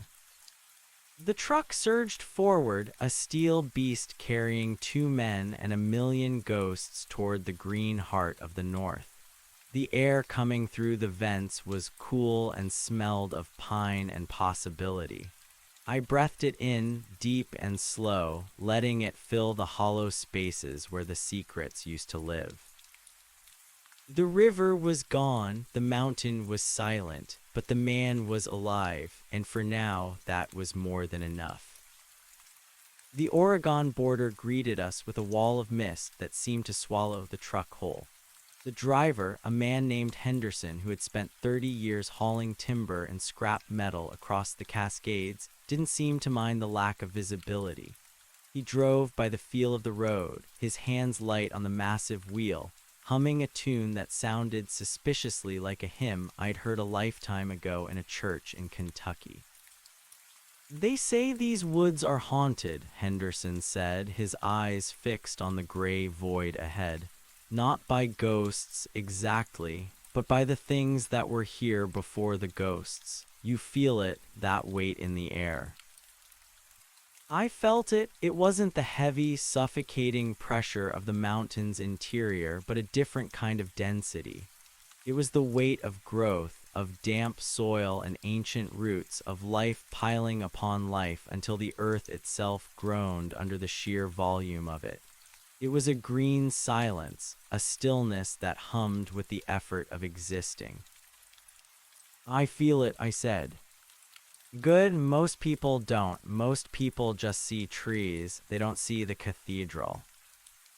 We pulled into a truck stop near a town called Coos Bay. The air was so wet it felt like drinking through your skin. Henderson bought me a sandwich and a fresh pack of matches. He didn't ask about my limp or the way I flinched when the air brakes hissed. He just nodded toward the forest. "If you're looking to get lost, Ben, you picked the right place. But don't get too lost. The woods have a way of forgetting you're human if you stay in them too long." I thanked him and watched the rig pull away, its taillights bleeding into the fog like twin embers. I was alone again, but the loneliness felt different here. In the desert, it had been a sharp, jagged thing. Here it was soft, padded by moss and needles. I began to walk inland, away from the salt and toward the dark heart of the timberline. I needed a place to settle, just for a while. The man in the diner, the messenger, I'd started calling him in my head, had warned me that I was a lightning rod. If that was true, I needed to be somewhere where the strike wouldn't set the world on fire. I needed the damp, the rot, and the endless, absorbing green. By the second day, the road had turned to gravel, and the gravel had turned to a twin-track trail choked with ferns. My ribs ached, a dull, rhythmic throb that reminded me I was still tethered to a body that had been broken and mended too many times. I found an abandoned firewatch cabin perched on a ridge that looked out over a valley of Douglas firs. The windows were gone, and the roof had a sag that suggested it wouldn't survive another heavy snow, but it was dry enough. I spent the first week cleaning. I swept out the desiccated remains of squirrels and the shattered glass of old whiskey bottles. I fixed the door hinge with a piece of wire and a prayer. I gathered wood, not with the frantic desperation of a man trying to keep the dark away, but with the methodical grace of someone building a home. I was living on canned beans and creek water, my body thinning out until I felt like a collection of wires and leather. And every evening, as the sun dipped below the jagged line of the ridge, I sat on the porch and listened. The resonance hadn't left me. If anything, the silence of the woods amplified it. I could feel the mountain even from hundreds of miles away. It wasn't a physical sensation, but a phantom limb. I could feel the empty chambers where the gears had once turned. I could feel the stillness of the Blackwater, now a stagnant pool in the dark. But more than that, I could feel the world trying to compensate for the loss. Nature abhors a vacuum, the old books used to say. The space where the keeper had sat, the space where the ledger had been written, was being filled by something else. The world was recalibrating. The others the messenger spoke of, the ones with questions, were part of that recalibration. They were the white blood cells of a universe trying to heal a wound I had torn open. One afternoon, a hawk circled the cabin. It stayed there for hours, its cry a sharp, metallic tearing of the air. I watched it through the gaps in the porch railing, and I realized I wasn't watching a bird. I was watching a pattern. The way it banked, the frequency of its shrieks, it was a language. I pulled out the harmonica and played a single, flat note, mimicking the hawk's cry. The bird stopped mid-circle. It stalled in the air, its wings flapping frantically for a second, then it dove. It didn't dive for prey, it dove for me. It landed on the porch railing not 3 feet away, its golden eyes fixed on mine. There was no fear in it, only a terrifying, ancient recognition. "I know," I whispered. "I hear it too." The hawk stayed for a long time, its talons clicking against the wood. It felt like a test. If I played more, if I leaned into the resonance, could I command it? Could I call the wind? Could I make the trees bend to my will the way the river had bent to the mountain? The temptation was a cold, slick snake in my chest, to be more than a man, to be the master of the green world as I had been the servant of the stone one. I put the harmonica back in my pocket. No, I said firmly. The hawk took flight, a sudden explosion of feathers and muscle. It didn't return. That night the dreams came back, not the dreams of Elias and the ledger, but dreams of the silver gear. I saw it sitting on the diner counter, glowing with a light that didn't come from the neon. In the dream, the girl with the tired eyes picked it up. As soon as her fingers touched the metal, her face changed. The weariness vanished, replaced by a terrible, empty clarity. Her eyes turned to slate. She looked at the camera, at me, and she didn't see a customer. She saw a bridge.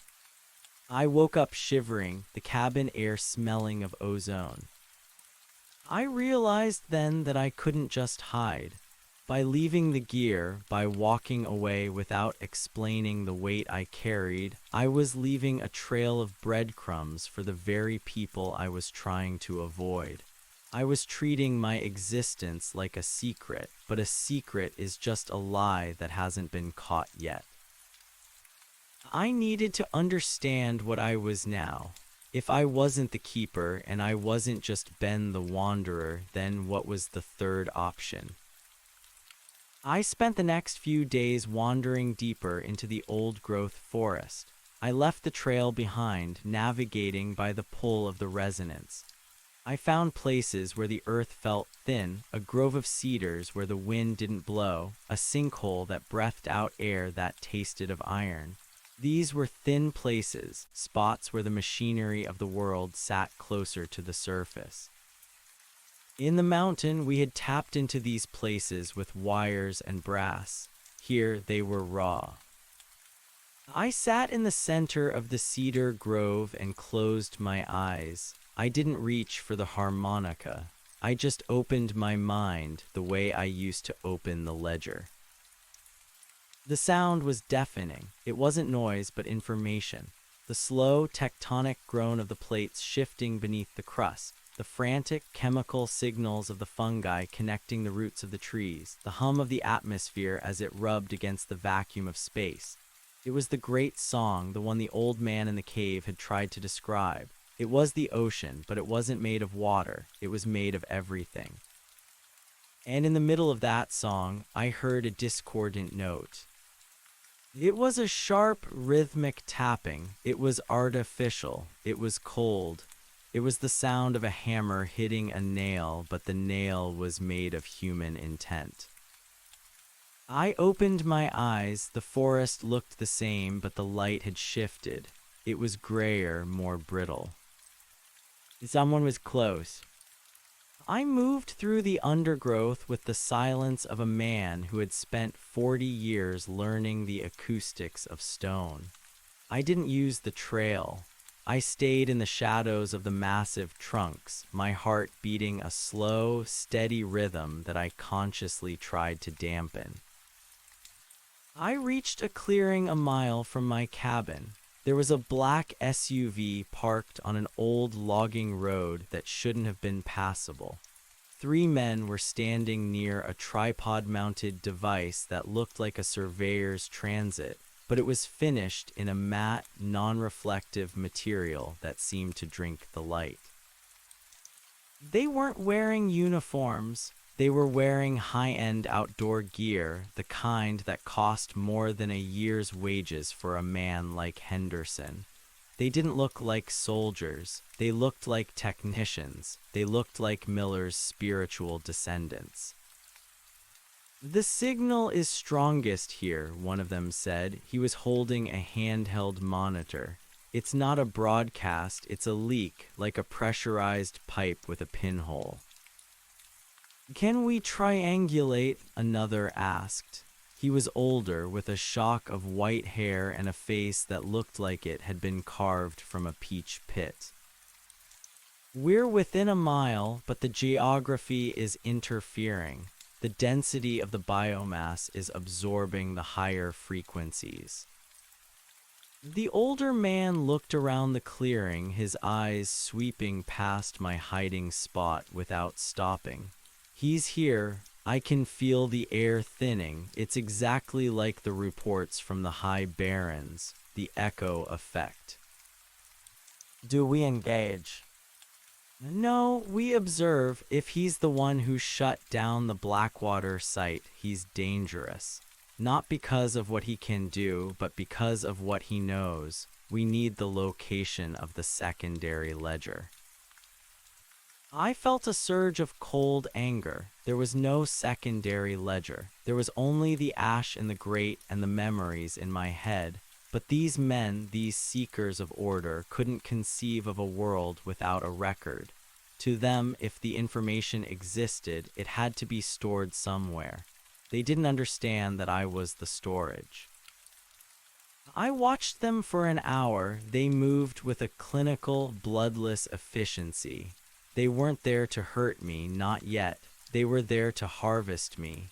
They wanted to plug me back into the machine, to use my brain as a processor for the world's secrets. I realized then that the home I had found at the ocean was an illusion. You can't be a drop in the ocean if you're the one holding the salt. I backed away, moving as slowly as the growth of the moss. I didn't go back to the cabin. I couldn't. Anything I had touched, anything I had lived in, was now a sensor for them. I had to leave the ridge, leave the woods, and leave the man named Ben behind. I headed northeast toward the higher peaks. The terrain was brutal, vertical climbs over slick rock, crossings of freezing, snow-melt streams that numbed my legs to the bone. I didn't use my flashlight. I moved by the internal map that was becoming clearer the more I ran. The resonance was no longer a vibration, it was a compass. I could feel the SUV behind me, a dark spot in the green web of the forest. I could feel the men's intent like a foul smell on the wind. By dawn, I was above the tree line. The world was a stark landscape of basalt and ice. The air was thin and tasted of nothing. I stood on a jagged outcrop and looked back. The forest was a carpet of emerald, beautiful and indifferent. Somewhere down there, my cabin was being searched. My beans were being analyzed. My harmonica, no, I had the harmonica. My spare reeds were being poked with tweezers. I sat down on the cold stone and pulled out the instrument.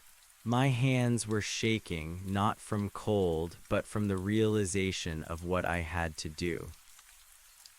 I couldn't just run. If I ran, they would follow. If I hid, they would find me. I had to change the frequency. I had to stop being a lightning rod and start being the storm. I placed the harmonica to my lips. I didn't play for the dead or for the road or for the silence. I played for the mountain. I reached deep into my memory, back to the nights when the gears were screaming and the water was rising, back to the moment I saw the river turn against its own nature. I played the sound of the backward flow. It was a horrific, beautiful noise. It was the sound of glass breaking in slow motion. It was the sound of a heart skipping a beat. It was the sound of the vacuum. As I played, the air around me began to shimmer. The gray basalt turned silver. The wind, which had been howling, suddenly dropped to a dead calm. The sun, rising over the eastern peaks, seemed to stutter in the sky. I wasn't just playing music, I was broadcasting the leak. I was opening the pinhole into a floodgate. In the valley below, I heard the faint, distant sound of a car alarm, then another. I felt the SUV's electronics fry from 3 miles away. I felt the handheld monitors in the technician's hands turn to dead plastic. I played until my lungs burned, until my lips bled, until the world around me was nothing but the vibration of the notes. And then I stopped. The silence that followed was absolute. It wasn't the silence of the woods, it was the silence of a room where the oxygen has been removed. I stood up, my legs trembling. I looked down at the harmonica. It was hot to the touch, the metal vibrating with a residual energy that made my teeth ache. I had sent a message. I had told them that I wasn't a resource to be harvested. I was a malfunction. I was the ghost in their machine, the error code that couldn't be overwritten. I turned away from the valley and began to walk toward the interior of the continent. I didn't know where I was going, but for the first time, the path wasn't being dictated by the road or the river. It was being dictated by the song. I was a man among men, yes. I was a drop in the ocean, but I was also the thing that made the ocean move. As I descended the far side of the peak, leaving the mist and the technicians behind, I felt a strange sense of peace. The scars on my ribs didn't itch. The hunger in my stomach wasn't a demand, but a reminder. I was moving forward, and this time I wasn't carrying the world. I was just walking through it, a broken shadow in a broken world, making a sound that only the stars could truly understand. The road ahead was empty, a ribbon of gray winding through the high desert. I stepped onto the pavement, my boots clicking a steady, human rhythm. I didn't look back. I didn't need to. The river was behind me, the mountain was a memory, and the music was just beginning. The high desert of eastern Oregon was a different kind of silence than the damp, muffled pressure of the coast. Here the world was stripped of its skin, leaving only the bleached bones of the earth, and in sky so wide it felt like an accusation. The sun was a relentless eye, baking the sagebrush until the air smelled of bitter herbs and parched dust. I walked the shoulder of Highway 26, my shadow stretching out before me like a long, thin finger pointing toward the dawn. My feet had developed a rhythm that bypassed the pain in my hips. I was no longer a man walking. I was a pulse moving through a landscape that didn't know how to hold me. The pulse I had sent out from the peak had bought me time, but it had also changed the texture of my reality. The resonance wasn't just a vibration in my ears anymore. It was a shimmer at the edges of my vision. Sometimes the heat haze on the asphalt would ripple, and for a split second I would see the grid, the underlying architecture of the world, the ley lines of intent that Miller and his kind had spent decades trying to map. I reached a small cluster of buildings called Mitchell by mid-afternoon. It was a town that looked like it had been carved out of the red rock and then forgotten. A single gas station, a boarded-up general store, and a diner with a faded sign that simply read "Eat." I stepped inside the diner. The cool air hit me like a physical blow, smelling of old grease and floor wax.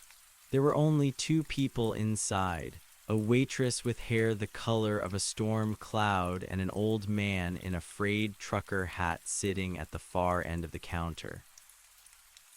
I sat down, my joints groaning. The waitress approached, her eyes skimming over my dusty coat and the hollows of my cheeks. She didn't see a monster. She saw a man who had run out of road. "Coffee?" she asked. "Please," I said. My voice sounded like gravel grinding together. She poured the liquid, dark and acidic, into a thick ceramic mug. I wrapped my hands around it, letting the warmth seep into my calloused palms. I hadn't realized how cold I had become, even in the desert heat. The resonance was a heat thief. It lived on the energy of the host. "You're a long way from anywhere, honey," she said, leaning against the counter. "Heading to the Painted Hills." "Just heading," I replied. The old man at the end of the counter turned his head.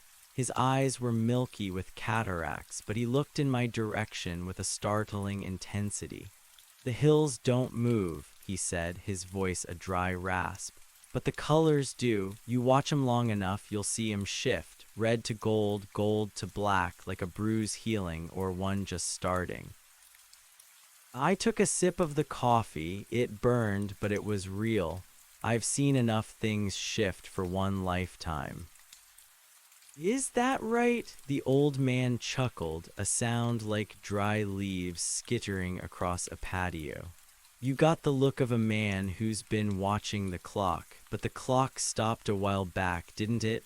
Around the time the water started running uphill." The mug stopped halfway to my lips. I didn't look at him. I couldn't. The leak I'd created was supposed to fry the electronics of my pursuers, but it seemed I had also broadcast my signature to anyone sensitive enough to tune in. This man wasn't one of Miller's technicians. He was something else, a remnant, a piece of the world that had been left out in the sun too long. "Who are you?" I whispered. "Just a spectator," he said. "Used to work the rigs out in the basin. We dug deep looking for oil, found things that weren't oil, found things that didn't have names. They filled the holes back in with concrete and told us to forget. But the ground remembers. It hums, don't it?" The waitress frowned, looking between us. "Don't mind Arthur. He's been sunbaked since the 70s. I finished my coffee in 3 gulps and laid a crumpled $5 bill on the counter. I needed to move. The stillness was a trap. If Arthur could feel me, so could the others. They wouldn't be using SUV-mounted sensors anymore. They would be following the ripples in the collective consciousness, the way a shark follows a trail of blood in the water. "Wait," Arthur called out as I reached the door. I paused, my hand on the screen door. "The girl," he said, "the one with the silver in her pocket, she's not where you left her. She's moving too. They're using her as a dowsing rod. You're the water, Ben, and she's the stick." The screen door slammed shut behind me. I stood on the porch, the desert wind whipping my hair across my face. My heart was thundering. The waitress at the diner, the one I'd left the gear with, I had thought I was giving her a gift, a way out. Instead, I had handed her a death sentence, or worse, a leash. I started walking again, but the rhythm was gone. I was frantic now. I looked at the horizon, at the red and gold mounds of the Painted Hills rising in the distance. They looked like the folds of a brain, ancient and petrified. I couldn't go back for her. If I turned around, I would lead them straight to her. But if I kept moving, they would use her to track me.